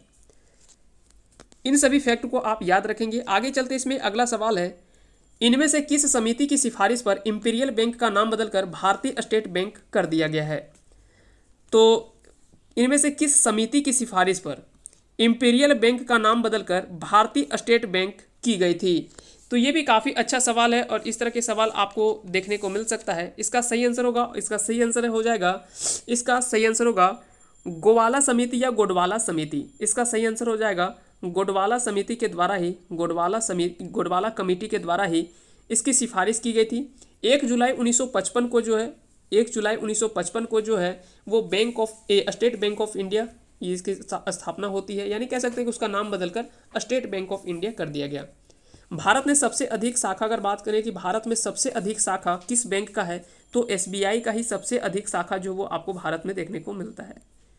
साथ ही साथ सबसे बड़ा बैंक भी माना जाता है अगर बात करें एसबीआई की। तो आगे चलते हैं, अगला सवाल है कि गरीबी हटाओ का नारा किस पंचवर्षीय योजना में दी गई थी? गरीबी हटाओ का नारा किस पंचवर्षीय योजना में दी गई थी? तो इसका सही आंसर होगा ऑप्शन सी, यानी 5वीं पंचवर्षीय योजना। 5वीं पंचवर्षीय योजना में ही गरीबी हटाओ का नारा दिया गया था। सबसे पहले पंचवर्षीय योजना की शुरुआत 1951 से होता है, 1951 से शुरू होता है। 1951 से 56 तक पहला अगर बात करें प्रथम पंचवर्षीय योजना, इसकी शुरुआत जो है वो या हेराल्ड डोमर मॉडल पर आधारित प्रथम पंचवर्षीय योजना की शुरुआत होती है।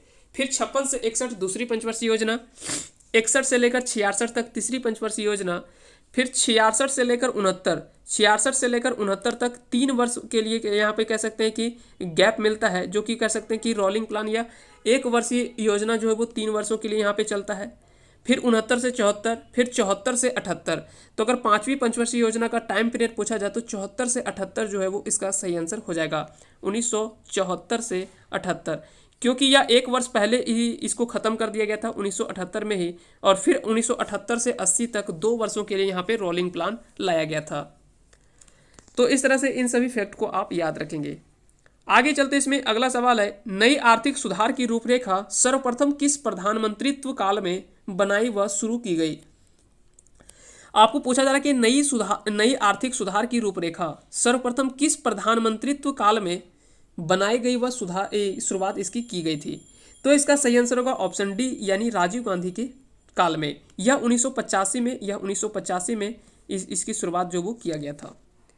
आगे चलते इसमें अगला सवाल है कि विकास के सिद्धांत का प्रतिपादक किसने किया था, या विकास के सिद्धांत का प्रतिपादक कौन है? अब यहाँ पे क्या है कि आप साइंस वाले विकास का सिद्धांत यहाँ पे नहीं है, यहाँ पे वो डार्विन वाला सिद्धांत नहीं है, यहाँ पे वो अलग है, क्योंकि डार्विन ने भी एक विकास का सिद्धांत दिया था, नेचुरल सिलेक्शन, यानी विकास का सिद्धांत वहाँ पे भी एक दिया था, चयन का सिद्धांत, तो वो अलग चीज़ है। चयन का सिद्धांत वो साइंस का है। विकास का सिद्धांत यह जो दिया गया था यह दादा भाई नौरोजी के द्वारा दिया गया था। विकास का सिद्धांत जो वो दादा भाई नौरोजी के द्वारा दिया गया था। इसका सही आंसर होगा ऑप्शन ए। अगला सवाल है, हमीनबंगा नामक पुरातात्विक स्थल किस देश में इस संबंधित है? हमीनबंगा नामक पुरातात्विक स्थल किस देश से संबंधित है? तो इसका सही आंसर होगा ऑप्शन डी, यानी चीन से संबंधित है। चीन इसका सही आंसर हो जाएगा। याद रखेंगे 3000 ईसा पूर्व, आज से लगभग 3000 ईसा पूर्व में यहाँ पे एक वैश्विक महामारी देखने को मिला था, जिससे कह सकते हैं कि एक पूरा गांव के कह सकते हैं कि पूरा समाप्त हो गया था। यह काफ़ी ज़्यादा कह सकते हैं कि प्रभावी ये कह सकते हैं कि महामारी था। यह चीन में अवस्थित है, जिसे अभी वर्तमान में याद रखेंगे यह पुरातात्विक स्थल के रूप में इसे घोषित किया गया है, हमीनबंगा। तो हो सकता है इस तरह के सवाल आपसे पूछे जा सकते हैं। साथ ही साथ अगर टाइम पे देखा जाए तो प्लेग महामारी जो है वो सबसे बड़ी महामारी अभी तक अगर महामारी में देखा जाए तो ये तो छोटे इससे भी बड़ी महामारी जो वो इससे पहले देखा गया है, जैसे प्लेग इसमें जो है वो सबसे भयावह महामारी के रूप में अभी तक भी देखा गया है। आगे चलते इसमें अगला सवाल है कि ऐसे परमाणु जिनमें परमाणु द्रव्यमान की संख्या समान होती है परंतु प्रोटॉन्स की संख्या भिन्न भिन्न होती है क्या कहलाते हैं? आपको बताना है कि परमाणु द्रव्यमान की संख्या जो वो समान होती है परंतु प्रोटॉनों की संख्या भिन्न भिन्न होती है, उसे क्या कहा जाता है? तो इसका सही आंसर होगा ऑप्शन बी यानी समदाबिक। समदाबिक समस्थानिक अगर बात करें तो इसे आइसोटॉप्स कहते हैं। जबकि समदाबिक या समभारिक इसे आइसोबार कहते हैं, इसे आइसोबार कहते हैं। सम न्यूट्रॉनिक इसे कहेंगे और समावयवी ये तो अलग चीज़ हो गया। तो यहाँ पे अगर पूछा जाए कि ऐसा कंडीशन कब होता है, थोड़ा सा इसके बारे में हम एक एग्जाम्पल के तौर पर हम समझते हैं। जैसे आप इस तरह से पढ़े होंगे कार्बन 6 और 14, यहाँ पे कार्बन 12 भी होता है, कार्बन के दो अप्रूप कार्बन 14 और कार्बन 12 होते हैं। हम यहाँ पे एग्जाम्पल लेते हैं कार्बन 14 का। यहाँ पे ये जो ऊपर में आपको दिख रहे हैं इसे हम क्या कहते हैं? परमाणु भार कहते हैं। परमाणु भार या परमाणु द्रव्यमान कहते हैं, ठीक है। परमाणु भार या परमाणु द्रव्यमान कहते हैं या द्रव्यमान संख्या कहते हैं, ठीक है, इसे द्रव्यमान संख्या कहते हैं। नीचे वाला जो ये आपको दिख रहा है इसे हम क्या कहते हैं? तो इसे प्रोटॉनों की संख्या या परमाणु संख्या कहते हैं, इसे हम परमाणु संख्या कहते हैं। जबकि इसे हम द्रव्यमान संख्या कहते हैं ऊपर वाला, जबकि नीचे वाले को परमाणु संख्या कहते हैं। या तो इसे प्रोटॉनों की संख्या भी हम कहेंगे, इसे प्रोटॉनों की संख्या भी हम कहते हैं नीचे वाले को। इन दोनों के जो डिफरेंस आएगा यानी ऊपर वाले में जब हम नीचे को घटाएंगे यानी 14 में जब हम 6 घटाएंगे तो ये 8 जो आ रहा है इसे हम न्यूट्रॉनों की संख्या कहते हैं, इसे हम क्या कहते हैं? न्यूट्रॉनों की संख्या कहते हैं। तो ये तीनों फैक्ट आपको याद होने चाहिए। साथ ही साथ अगर इस तरह के आपके सवाल इस तरह से देखा जाए, जैसे यहाँ पे क्या है कि 6, 12 फिर यहाँ पे 6 है और यहाँ पे 14, आप देख सकते हैं यहाँ पे प्रोटॉनों की संख्या दोनों में समान है, तो ऐसे को हम क्या कहेंगे? समस्थानिक कहेंगे। लेकिन यहाँ पे देखिए परमाणु द्रव्यमान की जो है वो दोनों अलग अलग है, तो इसीलिए इसे हम क्या कहेंगे? प्रोटॉनों की संख्या अगर समान हो तो इसे हम समस्थानिक कहते हैं। लेकिन अगर दूसरा कोई एग्जाम्पल अगर हम लेते हैं, मान लेते हैं कोई दूसरा एग्जाम्पल हम लेते हैं और ऊपर में मान लेते हैं कि यहाँ पे 16 दिया हुआ है, कुछ भी हम एक एग्जाम्पल के तौर पर हम लेते हैं, और भी कुछ अगर मान लो ले लिया यहाँ पे भी, ये दोनों की अगर परमाणु संख्या अगर कहीं दोनों सेम दिखे यानी परमाणु भार या द्रव्यमान भार अगर समान दिखे तो वैसे को हम क्या कहेंगे? उसे हम समभारिक या तो फिर समदाबिक कहते हैं यानी आइसोबार्स कहते हैं। जबकि नीचे अगर संख्या समान हो, जब नीचे प्रोटॉनों की संख्या समान हो या परमाणु संख्या समान हो तो वैसे को हम समस्थानिक कहते हैं। अगला सवाल है सही सुमेलित करना है, इसमें से आपको बताना है कि इसका सही आंसर क्या होगा। जैसे सबसे पहले है EEG इलेक्ट्रोइंसिफेलोग्राफ, यह किससे संबंधित है? तो यह याद रखेंगे यह मस्तिष्क से संबंधित है, तो इसका सही आंसर 3 हो गया। ECG इलेक्ट्रोकार्डियोग्राफ, यह जो है वो हृदय से संबंधित है। EOG इलेक्ट्रोओसिफेलोग्राफ, यह कह सकते हैं कि आंख से संबंधित है। और EMG इलेक्ट्रोमायोग्राफ, यह मांसपेशी से संबंधित है। तो इस तरह से इसका आप सही आंसर जो वो मैच करके मिला सकते हैं। EEG इलेक्ट्रोइंसिफेलोग्राफ, यह मस्तिष्क से संबंधित है। ECG इलेक्ट्रोकार्डियोग्राफ, यह हृदय से संबंधित है। EOG इलेक्ट्रोओसिफेलोग्राफ, यह आंख से संबंधित है। जबकि EMG इलेक्ट्रोमायोग्राफ, यह मांसपेशी से संबंधित है। तो इस तरह से इन सभी प्रश्नों को आप याद रखेंगे। अगला सवाल है निम्नलिखित में से कौन वैश्विक तापन यानी ग्लोबल वार्मिंग के असर को इंगित करती है? यानी कह सकते हैं कि ग्लोबल वार्मिंग के लिए इनमें से कौन सा जो है वो जिम्मेदार है और इसकी घटना जो वो किसके कारण से जो वो ये घटना जो वो देखने को मिल सकता है। सबसे पहला इसमें ऑप्शन है हिमानी का पिघलना यानी बर्फ का पिघलना। दूसरा है सागरीय तल में उत्थान यानी सागरीय तल में वृद्धि होना या जल सागर का ऊपर उठना। मौसमी दशाओं में परिवर्तन, मौसम में कह सकते हैं कि दशाओं में परिवर्तन होना। और ग्लोबीय तापन में वृद्धि। तो ये इसका सही आंसर हो जाएगा ऑप्शन डी, यानी ये सभी घटनाएं जो वो ग्लोबल वार्मिंग के असर को इंगित करता है। अगर हिमनदों का पिघलना यानी बर्फ अगर तेजी से पिघल रहा है, क्योंकि आप देख सकते हैं कि बड़े बड़े ग्लेशियर जो वो काफ़ी तेजी से पिघल रहा है, इसका कारण भी कहीं ना कहीं वैश्विक तापन ही है यानी ग्लोबल वार्मिंग ही है। दूसरा है सागरीय तल में उत्थान। और स्वाभाविक बात है अगर बर्फ पिघलेगा, अगर मान लेते हैं यहाँ पे अगर बड़ा ये चट्टान है, अगर ये बर्फ पिघलेगा तो निश्चित ही यहाँ पे समुद्र तल में जो है वो कहीं ना कहीं अगर पहले यहाँ पे था तो ये उठ करके जरूर इसका जो वो तल ऊपर होगा, समुद्र तल में उत्थान होगा। मौसमी दशाओं में परिवर्तन होगा, जो जिस अनुकूल में मौसम होना चाहिए वो अनुकूल मौसम भी नहीं रहेगा। और दूसरा है तीसरा लास्ट कह सकते हैं कि ग्लोबल ग्लोबीय तापन में वृद्धि, और वहाँ पे टेम्परेचर में भी वृद्धि होता है। और यहाँ पे ऐसे टेम्परेचर अगर बात करें तो 1 डिग्री सेल्सियस भी टेम्परेचर में अगर वृद्धि होता है तो ये काफ़ी ज़्यादा टेम्परेचर वृद्धि माना जाता है। तो इस तरह से इन सभी चीज़ों को आप याद रखेंगे। इसका सही आंसर हो जाएगा ऑप्शन डी। आगे चलते इसमें अगला सवाल है, अगला सवाल इसमें देखते हैं। अगला सवाल है कि समुद्र के किनारे वनस्पति कहलाती है। समुद्र के किनारे की वनस्पति जो है वो क्या कहलाती है? तो इसका सही आंसर होगा ऑप्शन ए यानी लवणोद्भिद। लवणोद्भिद इसका सही आंसर हो जाएगा। जबकि मरुस्थलीय क्षेत्र में जो होता है उसको मरुद्भिद कहते हैं। मरुस्थलीय क्षेत्र में जो होता है जिसको जीरोफाइट कहते हैं, ठीक है, लिथोफाइट, जीरोफाइट, इस तरह से हाइड्रोफाइट जो कि जलोद्भिद होता है, जो जिसको हम हाइड्रोफाइट कहते हैं, जो कि साफ पानी स्वच्छ जल में होता है, जलोद्भिद। लवणोद्भिद हो गया समुद्र के किनारे यानी खारे पानी को जो वनस्पति पाया जाता है उसको लवणोद्भिद कहते हैं, ठीक है। मरुद्भिद जीरोफाइट जिसे कह सकते हैं कि मरुस्थल के किनारे जो भी वनस्पति देखने को मिलता है वो मरुद्भिद कहलाता है। अगला सवाल है कि किसी पारिस्थितिक तंत्र में ऊर्जा का प्रवाह के बारे में कौन सी श्रृंखला जो इनमें से सही है? तो आपको इसमें से सही चयन करना है। तो इसका सही आंसर होगा ऑप्शन डी यानी उत्पादक, उपभोक्ता और अपघटक। इसका सही आंसर हो जाएगा ऑप्शन डी। आगे चलते इसमें अगला सवाल है, निम्नलिखित में से कौन पारिस्थितिक तंत्र के विषय में गलत है? आपको बताना है कि इनमें से कौन सा जो पारिस्थितिक तंत्र से संबंधित जो वो विषय जो वो गलत है। यह जैविक एवं अजैविक दोनों संघटकों से युक्त होता है, बिल्कुल सही है। या दो घटकों से युक्त होता है, जैविक और अजैविक। जैविक और अजैविक यहाँ पे छूट गया है, जैविक और अजैविक।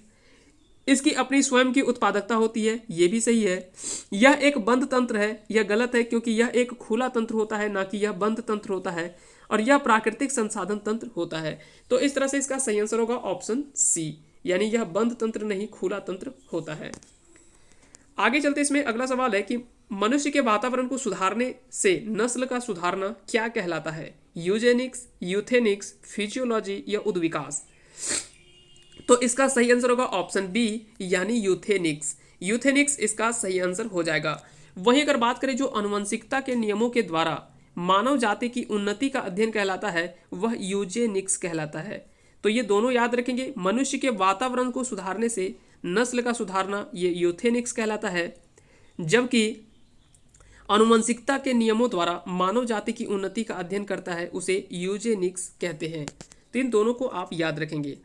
अगला सवाल है, इनमें से सही कथन का चयन करना है। जो कार्य में समान होते हैं समजात अंग कहलाते हैं, और जो रचना में समान होते हैं वह समरूप अंग कहलाते हैं। ऑप्शन आपको बताना है केवल एक, केवल दो, एक और दो दोनों सही होगा, ना तो एक ना तो दो।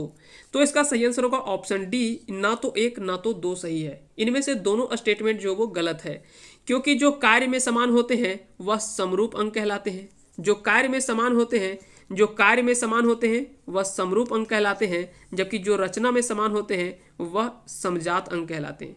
तो दोनों याद रखेंगे, कार्य में समान होता है वह समरूप कहलाता है, जो रचना में समान होता है वह समजात अंग कहलाता है। तो इसका सही आंसर होगा ऑप्शन डी यानी कोई सही नहीं है। आगे चलते इसमें अगला सवाल है, किसी अक्रिय गैस की बाह्य कक्षा में 1 इलेक्ट्रॉन होता है, 2 इलेक्ट्रॉन होते हैं, पूर्ण होती है या 8 इलेक्ट्रॉन होते हैं। तो इसका सही आंसर होगा ऑप्शन सी यानी किसी भी अक्रिय गैस इसे नोबेल गैस भी कहते हैं, या तो फिर कह सकते हैं कि विशिष्ट गैस के नाम से भी जाना जाता है, या कह सकते हैं कि कई सारे नाम आपको अक्रिय गैस का देखने को मिल सकता है। तो याद रखेंगे इसका सही आंसर होगा ऑप्शन सी यानी पूर्ण होती है, क्योंकि आप जानते हैं कि इसमें जो होता है वो इसकी बाह्य कक्षा हमेशा जो होता है वो पूर्ण होती है। जैसे आप सबसे पहले आप देख लीजिए हीलियम का जो होता है वो 2 होता है या पूर्ण होता है। उसी तरह से नियोन का अगर बात करें तो 10 होता है। तो आप देख लीजिए 2 8 फिर होता है 8 18, इस तरह से ये बढ़ते जाता है। तो 2 और 8 देखिए जैसे जैसे जोड़ेंगे तो ये पूरा कर ले रहा है, तो नियोन भी पूरा कर ले रहा है। फिर उसके बाद हम आर्गन की अगर बात करें, उसके बाद आता है आर्गन, तो फिर इसका जो हो जाता है वो हो जाता है 18। आर्गन का होता है 18, फिर आप जोड़ के देखिए 2 और 8 10, 10 और 18, यानी ये सभी अपनी बाह्य कक्षा को ये पूरा कर लेते हैं। तो इसकी बाह्य कक्षा हमेशा जो होती है वो पूर्ण होती है। इस तरह से इसका सही आंसर होगा ऑप्शन सी। और रैमजे और रेले के द्वारा ही अक्रिय गैस की खोज की गई थी, तो वहां से भी आप याद रखेंगे। लगभग 1000 मेगाबाइट एक किसके बराबर होता है? तो लगभग 1000 मेगाबाइट की अगर बात करें, 1000 मेगाबाइट की बात करें तो यह किसके बराबर होती है? तो इसका सही आंसर होगा ऑप्शन बी, यानी 1 गीगाबाइट के बराबर होता है। आप इस तरह के फैक्ट आपको याद रखने, तो इसके लिए आपको कुछ पॉइंट याद रखे होंगे। जैसे एक आप याद रखे होंगे EPTGMK, यानी एक्सा, पेटा, टेरा, गीगा, इस तरह से आप याद रख सकते हैं। फिर उसके बाद एक इधर आपका आता है जो कि 10 का पावर 18, 10 का पावर 15, 10 का पावर 12, 10 का पावर 9, इस तरह से आप याद रख सकते हैं। Gigabyte, terabyte, petabyte, exabyte. तो एक्सा, पेटा, टेरा, गीगा, मेगा, हेक्सा, किलो, इस तरह से याद रख सकते हैं। फिर उसके बाद आता है AFPN, MUMCD, यानी atto, femto, pico, nano, micro, centi, deci, इस तरह से भी याद रख सकते हैं। जहाँ पे इधर क्या होता है, इसका होता है माइनस में। ठीक है, तो ये दोनों आपको याद रखेंगे, तो वहाँ से आप अगर आप याद रख लिए तो वहाँ से आसानी से याद हो जाएगा।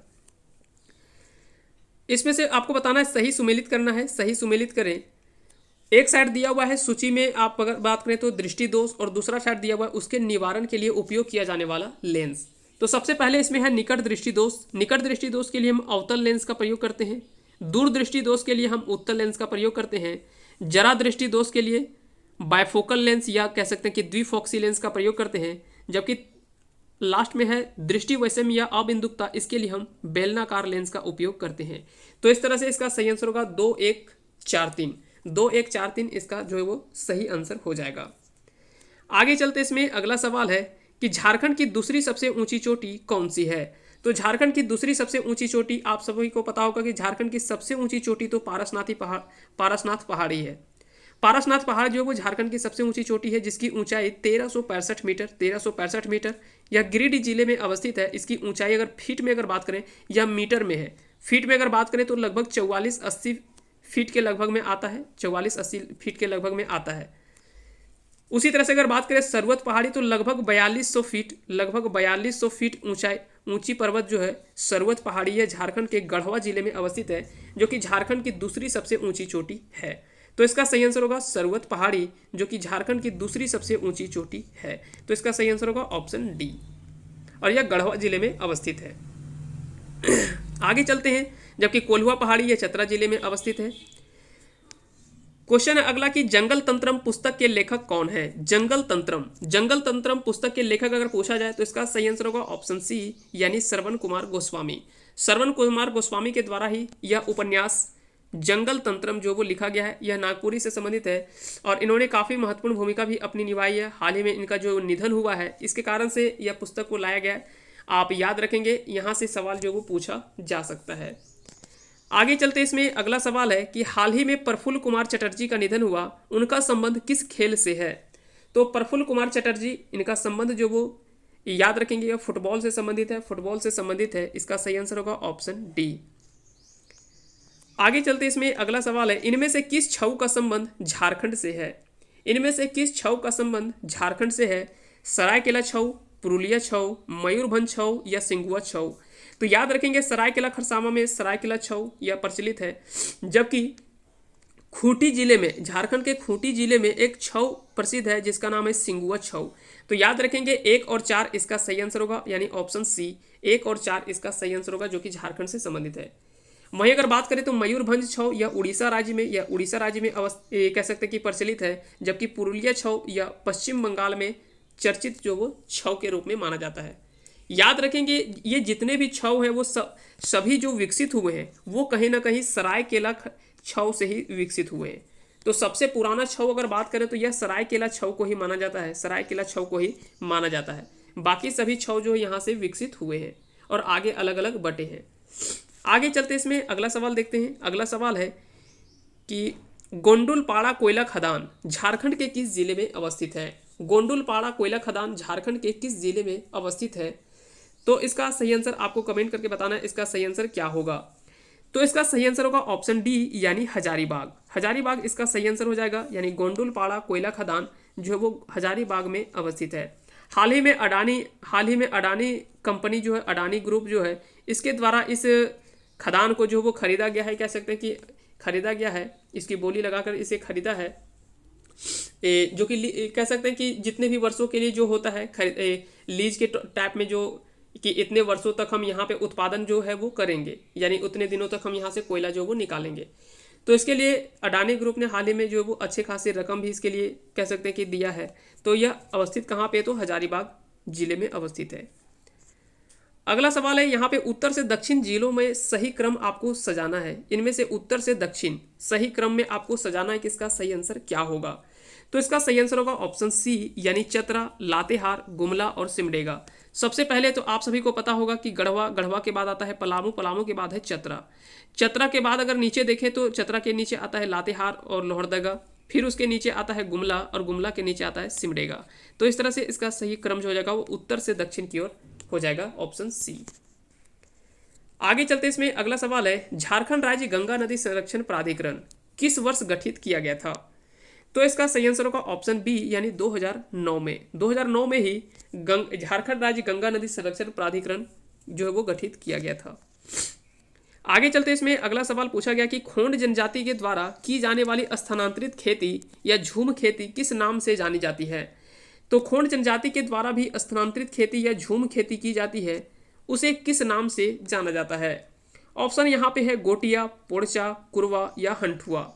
तो इसका सही आंसर होगा ऑप्शन बी, यानी पोड़चा के नाम से जाना जाता है। वही अगर बात करें खोंड गांव का जो मुखिया होता है उसे गोटिया के नाम से जाना जाता है। तो खोंड जनजाति में जो गांव के जो मुखिया होते हैं उसे गोटिया कहा जाता है, उसे गोटिया कहा जाता है। जबकि इनके प्रधान देवता को बेलापून कहा जाता है, इनके प्रधान देवता को बेलापून कहा जाता है। तो याद रखेंगे, इनके प्रधान देवता को बेलापून के नाम से जाना जाता है। उसके बाद अगर बात करें कुरवा, तो कुरवा जो है वो पहाड़िया जनजाति में झूम खेती को कुरवा के नाम से जाना जाता है। जबकि करमाली जनजाति में वधुमूल्य को हंठुआ कहा जाता है। तो याद रखेंगे, हंठुआ जो है वो करमाली जनजाति में जो है वो वधुमूल्य को जो है वो कहा जाता है हंठुआ, जबकि कुरवा जो है वो पहाड़िया जनजाति में झूम खेती को कहा जाता है। आगे चलते इसमें अगला सवाल है कि झारखंड के किस क्षेत्रीय राज्य के राजा को मुगल इतिहास ग्रंथों में जमींदार ए खान अलामास अर्थात हीरा खान का मालिक कहा गया है। तो इसका जो सही आंसर हो जाएगा, इसका सही आंसर आप कमेंट करके बता सकते हैं कि इसका सही आंसर क्या होगा। तो इसका सही आंसर होगा ऑप्शन ए, यानी छोटा नागपुर खास के नागवंशी राजा को। छोटा नागपुर खास के नागवंशी राजा को ही जमींदार ए खान अलामास, जिसका अर्थ होता है हीरा खान का मालिक, क्योंकि उस समय इस क्षेत्र में जो वो हीरा की काफ़ी ज़्यादा स्रोत भी था, जिसके कारण से कई अलग अलग शासक का कह सकते हैं कि ध्यान भी इधर आकर्षित हुआ था। तो याद रखेंगे, इसका सही आंसर होगा ऑप्शन ए। अगला सवाल है, सिमको हत्याकांड में आयोजित जनसभा सिमको हत्याकांड। सबसे पहले तो याद रखेंगे सिमको हत्याकांड है क्या। तो सिमको में दरअसल एक आयोजित जनसभा में पुलिस के द्वारा चलाए जाने से 65 आदिवासियों की इसमें मौत हो गई थी। यह कब हुआ था। तो इसका सही आंसर होगा ऑप्शन ए, यानी 1939 में यह घटना हुई थी। तो सिमको हत्याकांड 1939 में हुई थी। आगे चलते इसमें अगला सवाल है, प्रधानमंत्री नरेंद्र मोदी के द्वारा Asia's largest solar power plant का उद्घाटन कहाँ किया गया है। यानी एशिया का सबसे लंबा सोलर पावर प्लांट जो वो हाल ही में कहाँ पर स्थापित किया गया है। ऑप्शन है रांची झारखंड, गुरुग्राम उत्तर प्रदेश, रीवा मध्य प्रदेश या तेलंगाना। तो इसका सही आंसर होगा ऑप्शन सी, यानी रीवा मध्य प्रदेश में इसका सही आंसर हो जाएगा। आगे चलते इसमें अगला सवाल है कि नई राष्ट्रीय शिक्षा नीति 2020 को केंद्रीय मंत्रिमंडल ने मंजूरी दे दी है। यह शिक्षा नीति किसकी जगह लेगी। तो बताना कि यह शिक्षा नीति जो वो किसके स्थान पर लेगा। तो याद रखेंगे, यह शिक्षा नीति राष्ट्रीय शिक्षा नीति 1986 का स्थान जो वो लेगा। याद रखेंगे, नई शिक्षा नीति जो 2020 बनाया गया है वह के कस्तूरी रंगन, जो कि इसरो के पूर्व चेयरमैन रह चुके हैं, के कस्तूरी रंगन की अध्यक्षता में जो वो यह तैयार किया गया है, के कस्तूरी रंगन। तो याद रखेंगे, इसका पूछा जा सकता है कि किसकी या किस आयोग के कह सकते हैं कि अध्यक्षता में या किसकी अध्यक्षता में इस नीति की बनाया गया है नई शिक्षा नीति। तो याद रखेंगे, के कस्तूरी रंगन इसका सही आंसर हो जाएगा। अगला सवाल है, किस देश ने अपना पहला मंगल मिशन होप लॉन्च किया है। मंगल मिशन होप लॉन्च करने वाला देश है वो है यूएई, यानी संयुक्त अरब अमीरात। संयुक्त अरब अमीरात ने ही अपना पहला मंगल मिशन होप मिशन को लॉन्च किया है। तो इसका सही आंसर होगा ऑप्शन बी। आगे चलते इसमें अगला सवाल है, काकरापाड़ा एटॉमिक पावर स्टेशन किस राज्य में अवस्थित है? काकरापाड़ा एटॉमिक पावर स्टेशन किस राज्य में अवस्थित है? तो हाल ही में 700 मेगावाट, ताप्ती नदी के किनारे 700 मेगावाट का एटॉमिक पावर स्टेशन एक और नया स्थापित किया गया है। काकरापाड़ा एटॉमिक पावर स्टेशन यह गुजरात राज्य में अवस्थित है, यह गुजरात में अवस्थित है। इसका सही आंसर होगा गुजरात। तो याद रखेंगे, इसका सही आंसर हो जाएगा गुजरात। वहीं अगर बात करें इसमें से और देख ले, अगर जैसे महाराष्ट्र में, तो महाराष्ट्र में जो है वह है, महाराष्ट्र में है तारापुर, महाराष्ट्र में है तारापुर एटॉमिक पावर स्टेशन में अगर बात करें। उसके बाद कर्नाटक में अगर बात करें तो कैगा, कैगा जो है वो कर्नाटक में है। तमिलनाडु में दो है, एक है कूडनकुलम, एक है कूडनकुलम, कूडनकुलम और दूसरा है कल्पक्कम। ये दोनों जो है वो तमिलनाडु में है। कर्नाटक में कैगा है, महाराष्ट्र में तारापुर, गुजरात में तो अभी हमने बात किया काकरापाड़ा, गुजरात में अभी हमने बात किया काकरापाड़ा, जबकि नरोरा, नरोरा यूपी में है, नरोरा यूपी में है। उसके बाद एक और बचता है, उसके बाद एक और बचता है रावत भाटा। रावत भाटा याद रखेंगे, टोटल जो वो 7 एटॉमिक पावर स्टेशन भारत में अवस्थित है। इन 7 को कम से कम नाम आपको याद होने चाहिए। यहाँ से अक्सर जो वो सवाल पूछा जाता है कि कौन सा जो वो कहाँ पर है। तो याद रखेंगे रावत भाटा जो वो राजस्थान में अवस्थित है। आगे चलते इसमें अगला सवाल है, पुस्तक सॉन्ग ऑफ इंडिया के लेखक कौन है? पुस्तक सॉन्ग ऑफ इंडिया के लेखक कौन है? आपको बताना कि इसके लेखक कौन है। तो इसका सही आंसर होगा रस्किन बॉन्ड। रस्किन बॉन्ड ने अपने बचपन से लेकर आज तक के सभी चीज़ों को इसमें चित्रांकित किया है। तो इसका सही आंसर होगा रस्किन बॉन्ड। ये भी काफ़ी चर्चित पुस्तक रहा है। आगे चलते इसमें अगला सवाल है, और ये भी काफ़ी अच्छा सवाल है कि नासा ने मार्स 2020 लॉन्च किया है, जिसमें एक हेलीकॉप्टर भेजा है, उसका नाम क्या है? तो बता दें कि नासा ने मार्स मिशन अगर बात करें 2020 का, तो उसमें जो है उसमें 2 चीज़ भेजा है, एक रोवर भेजा है और एक उसमें हेलीकॉप्टर भेजा है। उसमें से जो रोवर का नाम है, रोवर का नाम परसिवरेंस है, जबकि इसकी हेलीकॉप्टर जो भेजा गया उसका नाम इंजीन्यूटी है। याद रखेंगे, इसका सही आंसर हो जाएगा, इसका सही आंसर जो होगा वो होगा ऑप्शन बी, यानी हेलीकॉप्टर का जो नाम रखा गया वो इंजीन्यूटी रखा गया है। तो इसका जो सही आंसर होगा क्या हो जाएगा, इंजीन्यूटी। वहीं अगर बात करें, इस पर पूछा जाए कि इसके द्वारा जो ये रोवर का नाम जो रखा गया वह क्या है, तो रोवर का नाम जो वो परसिवरेंस है। जबकि विक्रम और प्रज्ञान ये तो आप सभी को पता चल ही गया होगा, क्योंकि जैसे आप यहाँ पे नाम देखे होंगे तो इसके बारे में सभी को पता है। चंद्रयान 2 के बारे में, तो वहाँ पे रोवर और उसके बारे में लैंडर का नाम था, लैंडर का नाम था विक्रम और रोवर का नाम था प्रज्ञान। तो ये दोनों याद रखेंगे, ये तो आपको याद ही होगा। आगे चलते इसमें अगला सवाल है कि हाल ही में चर्चित चट्टोग्राम बंदरगाह कहाँ स्थित है? चट्टोग्राम बंदरगाह यह कहाँ अवस्थित है? तो इसका सही आंसर होगा ऑप्शन डी, यानी बांग्लादेश में अवस्थित है। तो चट्टोग्राम बंदरगाह अगर पूछा जाए कि यह कहाँ अवस्थित है, तो यह बांग्लादेश में अवस्थित है। आगे चलते इसमें अगला सवाल है, एनडीबी यानी न्यू डेवलपमेंट बैंक का अध्यक्ष किसे चुना गया है? हाल ही में एनडीबी का नया अध्यक्ष किसे चुना गया है? तो इसका सही आंसर क्या हो जाएगा? इसका सही आंसर होगा ऑप्शन बी, यानी मार्कोस ट्राइजो। मार्कोस ट्राइजो इसका सही आंसर हो जाएगा। यह ब्राजील के हैं। इसे याद रखेंगे, एनडीबी या न्यू डेवलपमेंट बैंक को ब्रिक्स बैंक के नाम से भी जाना जाता है। इसे ब्रिक्स बैंक के नाम से भी जाना जाता है, इसे ब्रिक बैंक भी कहते हैं। ब्रिक्स ये आप सभी को पता ही होगा, बी से ब्राज़ील, आर से रसिया, आई से इंडिया, सी से हो गया चाइना और एस से हो गया साउथ अफ्रीका। तो ये सभी तो आपको पता होगा, ये 5 देश आपको याद होने चाहिए। आगे चलते इसमें अगला सवाल है कि विप्रो के नए सीईओ एवं एमडी नियुक्त हुए हैं। विप्रो के नए सीईओ और एमडी नियुक्त किसे किया गया है? तो इसका जो सही आंसर होगा, इसे सही आंसर होगा थियरी डेलापोर्ट। थियरी डेलापोर्ट इसका सही आंसर हो जाएगा, क्योंकि अजीम प्रेम जी इसके फाउंडर के रूप में माने जाते हैं और अजीम प्रेम जी इसके फाउंडर थे। थियरी डेलापोर्ट इसका जो है वो सही आंसर हो जाएगा। हाल ही में विप्रो के नए सीईओ और एमडी बनाया गया है, वो थियरी डेलापोर्ट को बनाया गया है। आगे चलते इसमें अगला सवाल है राष्ट्रीय कृषि और ग्रामीण विकास बैंक नाबार्ड का नया अध्यक्ष किसे नियुक्त किया गया है? राष्ट्रीय कृषि और ग्रामीण विकास बैंक नाबार्ड का नया अध्यक्ष किसे नियुक्त किया गया है? तो इसका जो सही आंसर होगा ऑप्शन ए, यानी गोविंदा राजुलू चिंताला। गोविंदा राजुलू चिंताला इसका सही आंसर हो जाएगा, जो कि नाबार्ड के नए अध्यक्ष बनाया गया है। याद रखेंगे 1982 में इसकी स्थापना की गई थी। 1982 में इसकी स्थापना जो वो किया गया था नाबार्ड का। आगे चलते इसमें अगला सवाल है कि नई संसद भवन का निर्माण कार्य किस कंपनी के द्वारा किया जा रहा है। तो नई संसद भवन का निर्माण जो वो किसके द्वारा किया जा रहा है, तो यह निर्माण जो वो टाटा प्रोजेक्ट लिमिटेड के द्वारा किया जा रहा है, जो कि कह सकते हैं कि 861 करोड़ कुल खर्च की बात इसमें की गई है।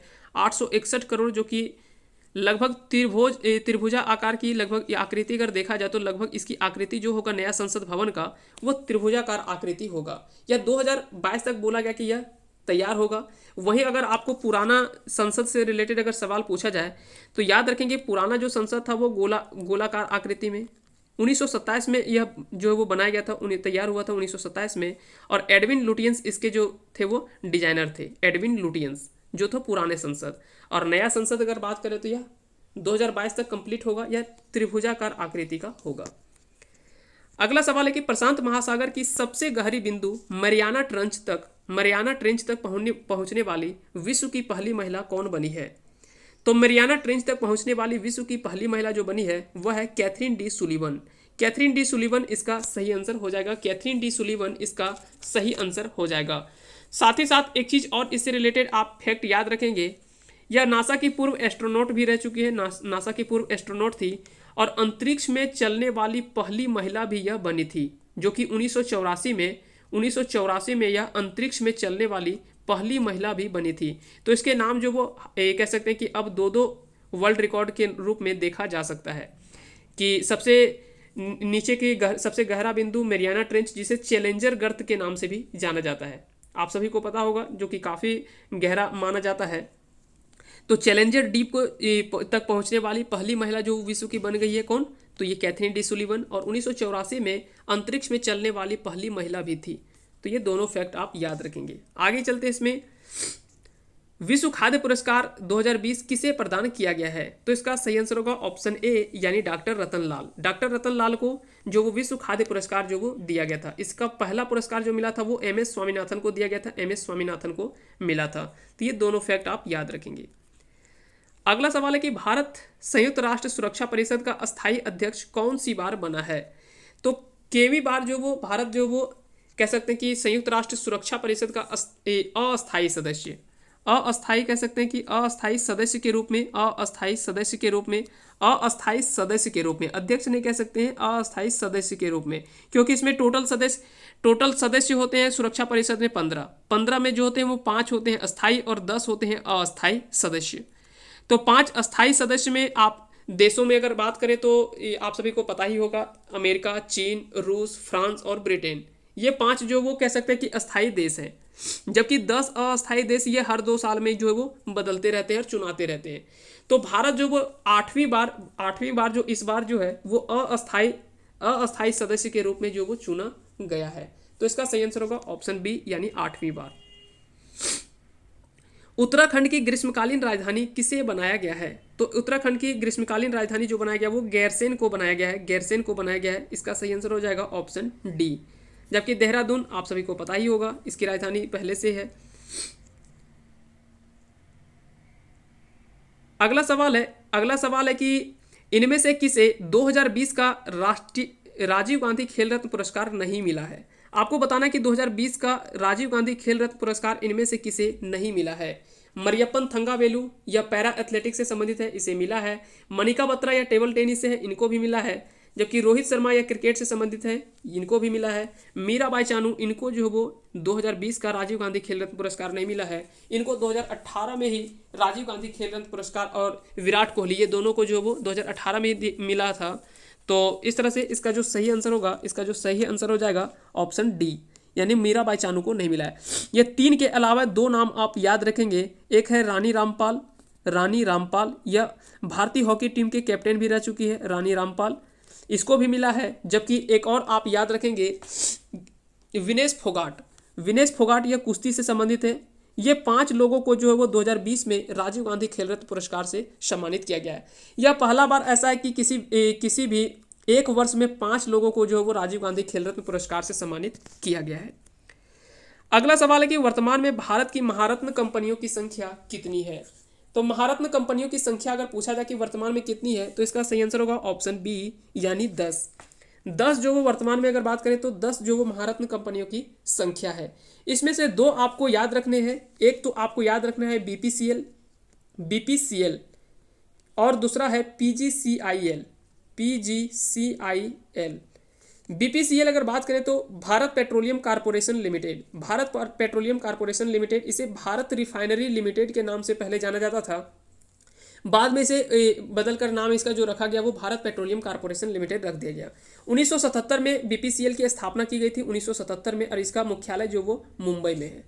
जबकि PGCIL power grid corporation of India limited, power grid of corporation India limited, इसकी स्थापना जो वो 1989 में इसकी स्थापना जो वो की गई थी, और इसका मुख्यालय जो है वो नई दिल्ली में अवस्थित है। तो ये दोनों को आपको याद रखने हैं क्योंकि ये नए जो वो जोड़े गए। इसके पहले जो थे वो टोटल 8 महारत्न कंपनी थे, 2 ये दोनों को जो है वो नया जोड़ा गया है, इसलिए ये दोनों को आपको याद रखने हैं। आगे चलते हैं। इसमें अगला सवाल है कि इनमें से कौन सा सही सुमेलित नहीं है। आपको बताना है कि इनमें से कौन सा जो वो सही सुमेलित नहीं है। ऑप्शन यहाँ पे आप देख सकते हैं एक एक करके। जैसे सबसे पहले स्वामीनाथन समिति, तो ये जनसंख्या नीति से संबंधित है, बिल्कुल सही है। दांत वाला समिति बेरोजगारी के अनुमान से संबंधित है, ये भी सही है। सरकारिया समिति या केंद्र राज्य संबंध से संबंधित है, ये भी सही है। जबकि गोईपुरिया समिति या कृषि साख संबंधित से नहीं, गोईपुरिया समिति जो है वो बैंक सेवा सुधार से संबंधित था। तो आंसर जो होगा वो आंसर डी इसका सही आंसर हो जाएगा। तो इसका अगर सही आंसर पूछा जाए तो क्या हो जाएगा, ऑप्शन डी, यानी गोईपुरिया समिति या कृषि साख से नहीं, यह कह सकते हैं कि बैंकिंग सेवा सुधार से संबंधित है, बैंक सेवा सुधार से संबंधित था। उसके अलावा एक और आपको याद रखने हैं, रंगराजन समिति, जो कि भुगतान संतुलन से संबंधित है। भारत का पहला जल विद्युत शक्ति ग्रह सन 1897 में कहां पर प्रारंभ हुआ था। तो इसका सही आंसर होगा दार्जिलिंग। ये कई लोगों को आपको पता होगा इसका आंसर, इसका सही आंसर हो जाएगा दार्जिलिंग। आगे चलते हैं इसमें। जबकि डिगबोई असम, इसके बारे में आप थोड़ा सा जान ले। डिगबोई असम या पेट्रोलियम का कह सकते हैं कि सबसे पुराना खदान माना जाता है, कह सकते हैं सबसे पहला जो कि डिगबोई असम से ही पेट्रोलियम का स्रोत जो वो सबसे पहला मिला था, ये असम से ही, डिगबोई असम। अगला सवाल है, इनमें से कौन सा सही सुमेलित नहीं है। ये भी काफ़ी अच्छा सवाल है और यहाँ से भी सवाल जो वो आपको निश्चित ही देखने को मिलता है। स्टॉकहोम सम्मेलन 1972, रियो डी जेनेरियो सम्मेलन 1982, मॉन्ट्रियल प्रोटोकॉल 1987 या क्योटो प्रोटोकॉल 1997। तो इसका सही आंसर होगा ऑप्शन बी, यानी कह सकते हैं कि रियो डी जेनेरियो सम्मेलन 1982 में नहीं, यह 1992 में हुआ था। तो यह 1982 में नहीं, यह 1992 में हुआ था। याद रखेंगे, यह 1992 में हुआ था। आइए एक एक करके हम सभी सम्मेलनों को थोड़ा सा समझते हैं कि क्या था। स्टॉकहोम सम्मेलन, इसकी स्थापना अगर बात करें, इसका जो शुरुआत हुआ था वो 1972 में मानवीय पर्यावरण को लेकर यह एक अंतः सम्मेलन माना जाता है, जो कि सभी देशों ने मिलकर इसमें शुरुआत की थी स्टॉकहोम सम्मेलन की, जो कि पर्यावरण से रिलेटेड था। दूसरा आता है रियो डी जेनेरियो सम्मेलन, जो कि 1992 में हुआ था। इसी में प्रथम पृथ्वी सम्मेलन भी हुआ था, रियो डी जेनेरियो में ही। तो ये भी याद रखेंगे। अगला है मॉन्ट्रियल प्रोटोकॉल।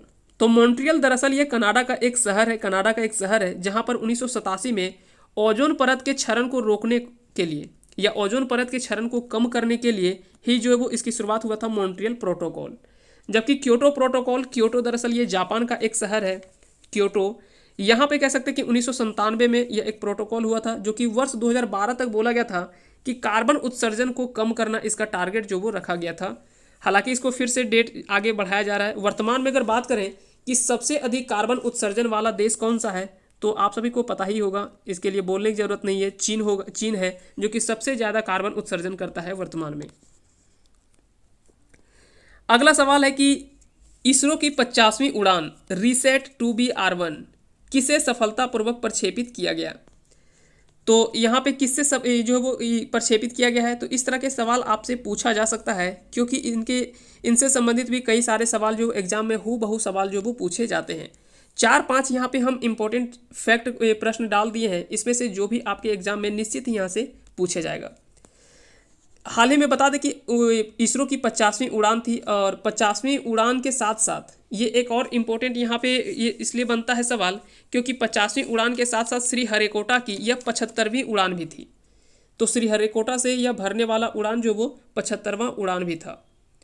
तो इससे अगर पूछा जाए कि इसका जो सही आंसर होगा, इसका जो सही आंसर हो जाएगा, इसका जो सही आंसर होगा वो क्या होगा?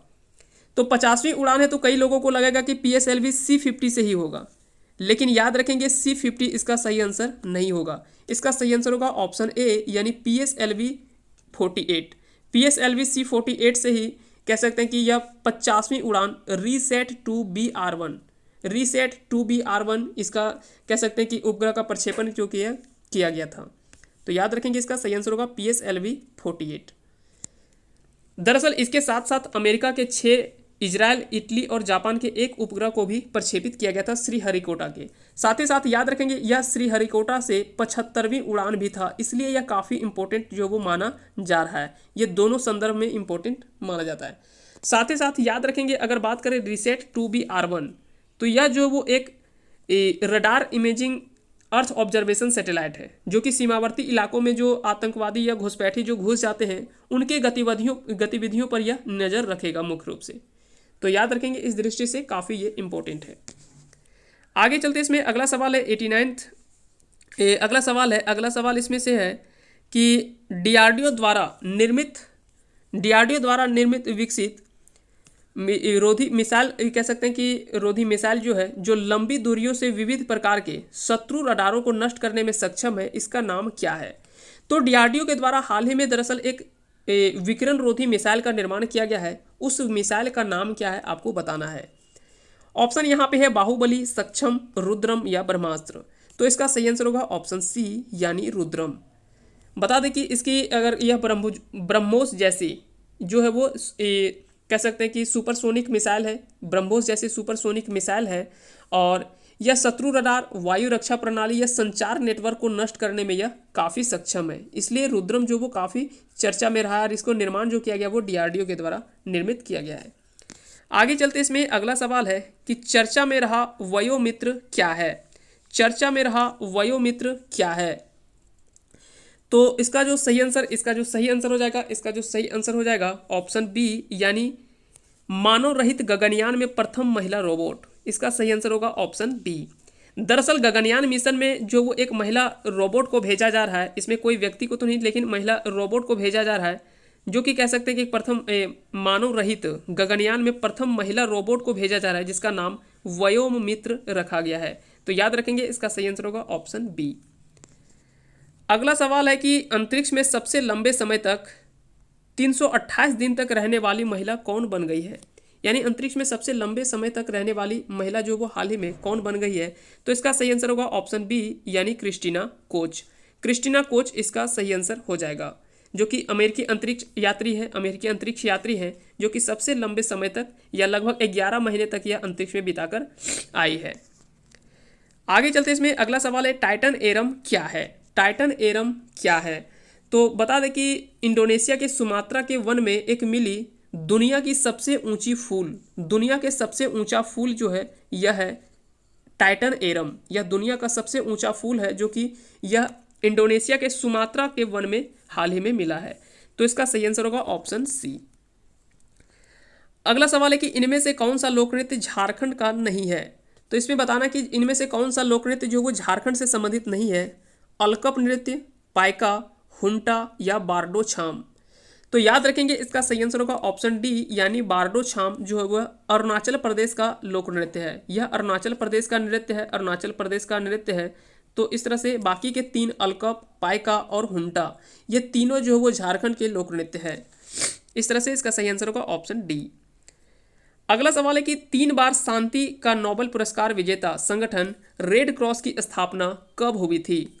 तो बता दें कि इन्हें 3 बार जो वो शांति का नोबेल पुरस्कार 1917, 1944 और 1963 को 3 बार जो वो शांति का नोबेल पुरस्कार रेड क्रॉस को मिल चुका है। दरअसल क्या है कि युद्ध या आपदा के समय में राहत कार्य करने के उद्देश्य से इसकी स्थापना जो है वो किया गया था, और इसके संस्थापक थे हेनरी ड्यूनेंट के द्वारा ही इसकी जो वो स्थापना की गई थी। कब किया गया था इसकी स्थापना? तो 1863 में इसकी स्थापना जो वो किया गया था। इसका सही आंसर होगा ऑप्शन बी। आगे चलते इसमें अगला सवाल है कि वर्ष 2020 में संयुक्त राष्ट्र के कितने वर्ष पूरे हुए हैं? तो याद रखेंगे इसका सही आंसर होगा हाल ही में 75 वर्ष जो वो संयुक्त राष्ट्र के पूरे हुए हैं। इस तरह से इसका सही आंसर होगा ऑप्शन बी। विश्व के विनिर्माण राजधानी, विश्व की विनिर्माण राजधानी किस देश को कहते हैं? तो विश्व की विनिर्माण राजधानी अगर बात करें तो यह चीन को ही कहा जाता है। चीन को कहा जाता है विश्व की विनिर्माण राजधानी। अगला सवाल है कि दक्षिण एशियाई खेल 2022 का आयोजन किस देश में होगा? दक्षिण एशियाई खेल 2022 का आयोजन किस देश में होगा? तो इसका जो सही आंसर होगा ऑप्शन डी, यानी पाकिस्तान में जो है वह दक्षिण एशियाई खेल 2022 का आयोजन जो वो होने वाला है। इसका सही आंसर होगा ऑप्शन डी। अगला सवाल है कि T20 क्रिकेट में 500 विकेट लेने वाले विश्व के पहले खिलाड़ी कौन बने हैं? ये भी काफ़ी अच्छा सवाल है। ये सवाल आपको निश्चित ही देखने को मिलेगा। इसका सही आंसर होगा ऑप्शन सी, यानी डवेन ब्रावो। डवेन ब्रावो ने T20 क्रिकेट में 500 विकेट लेने वाले विश्व के पहले खिलाड़ी बन गए हैं। वहीं इसमें अगर दूसरा स्थान पर अगर बात करें तो लसिथ मलिंगा इसमें दूसरा स्थान पर है, जिन्होंने 390 विकेट, जबकि डवेन ब्रावो जो कि वेस्टइंडीज़ के खिलाड़ी हैं, इन्होंने 500 विकेट जो वो हाल ही में T20 क्रिकेट में लिया है। और अगर बात करें आईपीएल में, तो आईपीएल में अगर बात करें तो यह चेन्नई सुपर किंग्स से खेलते हैं। जबकि अगर बात करें कि टेस्ट में अगर पहले तेज गेंदबाज जिन्होंने 500 से अधिक विकेट हासिल किया है तो जेम्स एंडरसन, जिन्होंने 600 विकेट जो है वो हासिल किया है, और यह पहले तेज गेंदबाज है जिन्होंने टेस्ट में 600 से अधिक विकेट 500 से अधिक विकेट जो है वो लिया है। वही अगर बात करें सबसे अधिक विकेट टेस्ट में तो मुरलीधरन के द्वारा 800, जबकि शेन वार्न 708, जबकि अनिल कुंबले 619 विकेट जो वो लिया है। तो ये चौथे खिलाड़ी बने हैं ओवरऑल 500 से अधिक विकेट लेने वाले, जबकि पहले तेज गेंदबाज बने हैं। आगे चलते हैं। इसमें अगला सवाल है कि शीतकालीन ओलंपिक खेल 2022 का आयोजन किस देश में होगा? शीतकालीन ओलंपिक यहाँ पे पूछा जा रहा है। इसका सही आंसर होगा ऑप्शन सी, यानी बीजिंग चीन में। बीजिंग चीन में ही शीतकालीन ओलंपिक खेल 2022 का आयोजन जो वो किया जाएगा। अगला सवाल है कि किस दिन धोनी ने क्रिकेट के सभी प्रारूपों से संन्यास ले लिया? तो इसका सही आंसर होगा ऑप्शन डी, यानी 15 अगस्त 2020 को। 15 अगस्त 2020 को इन्होंने जो वो क्रिकेट के सभी प्रारूपों से संन्यास लेने की घोषणा की। इसके साथ साथ सुरेश रैना ने भी इसी दिन जो वो क्रिकेट के सभी प्रारूपों से संन्यास लेने की घोषणा की थी। तो याद रखेंगे इसका सही आंसर होगा 15 अगस्त 2020। आज का अंतिम सवाल है और ये सवाल आपको कमेंट करके बताना है कि इसका सही आंसर क्या होगा। बलवीर सिंह सीनियर का संबंध किस खेल से है? बलवीर सिंह सीनियर का संबंध किस खेल से है? इसका आंसर आप कमेंट करके बताएंगे इसका सही आंसर क्या होगा। उम्मीद करते हैं कि आज का ये वीडियो सेशन आप सभी को पसंद आया होगा और आज का ये सेट प्रैक्टिस काफ़ी हेल्पफुल साबित होगा आप सभी के लिए। और आप सभी को बहुत बहुत धन्यवाद सबसे पहले अंत तक बने रहने के लिए, और आप सभी ने काफ़ी सपोर्ट किया और प्यार किया है, इसके लिए बहुत बहुत धन्यवाद अंत तक बने रहने के लिए। और अभी भी अगर हमारे चैनल को सब्सक्राइब नहीं किए तो ज़्यादा से ज़्यादा लोगों को सब्सक्राइब करें और अपने दोस्तों के साथ शेयर भी करें। अगर हमारा क्लास अच्छा लगा हो तो इस चैनल को सब्सक्राइब करें और बेल आइकन को प्रेस कर दें, और इसी तरह का वीडियो आगे भी आपको मिलता रहेगा। आप सभी को बहुत बहुत धन्यवाद अंत तक बने रहने के लिए। जय हिंद, जय भारत।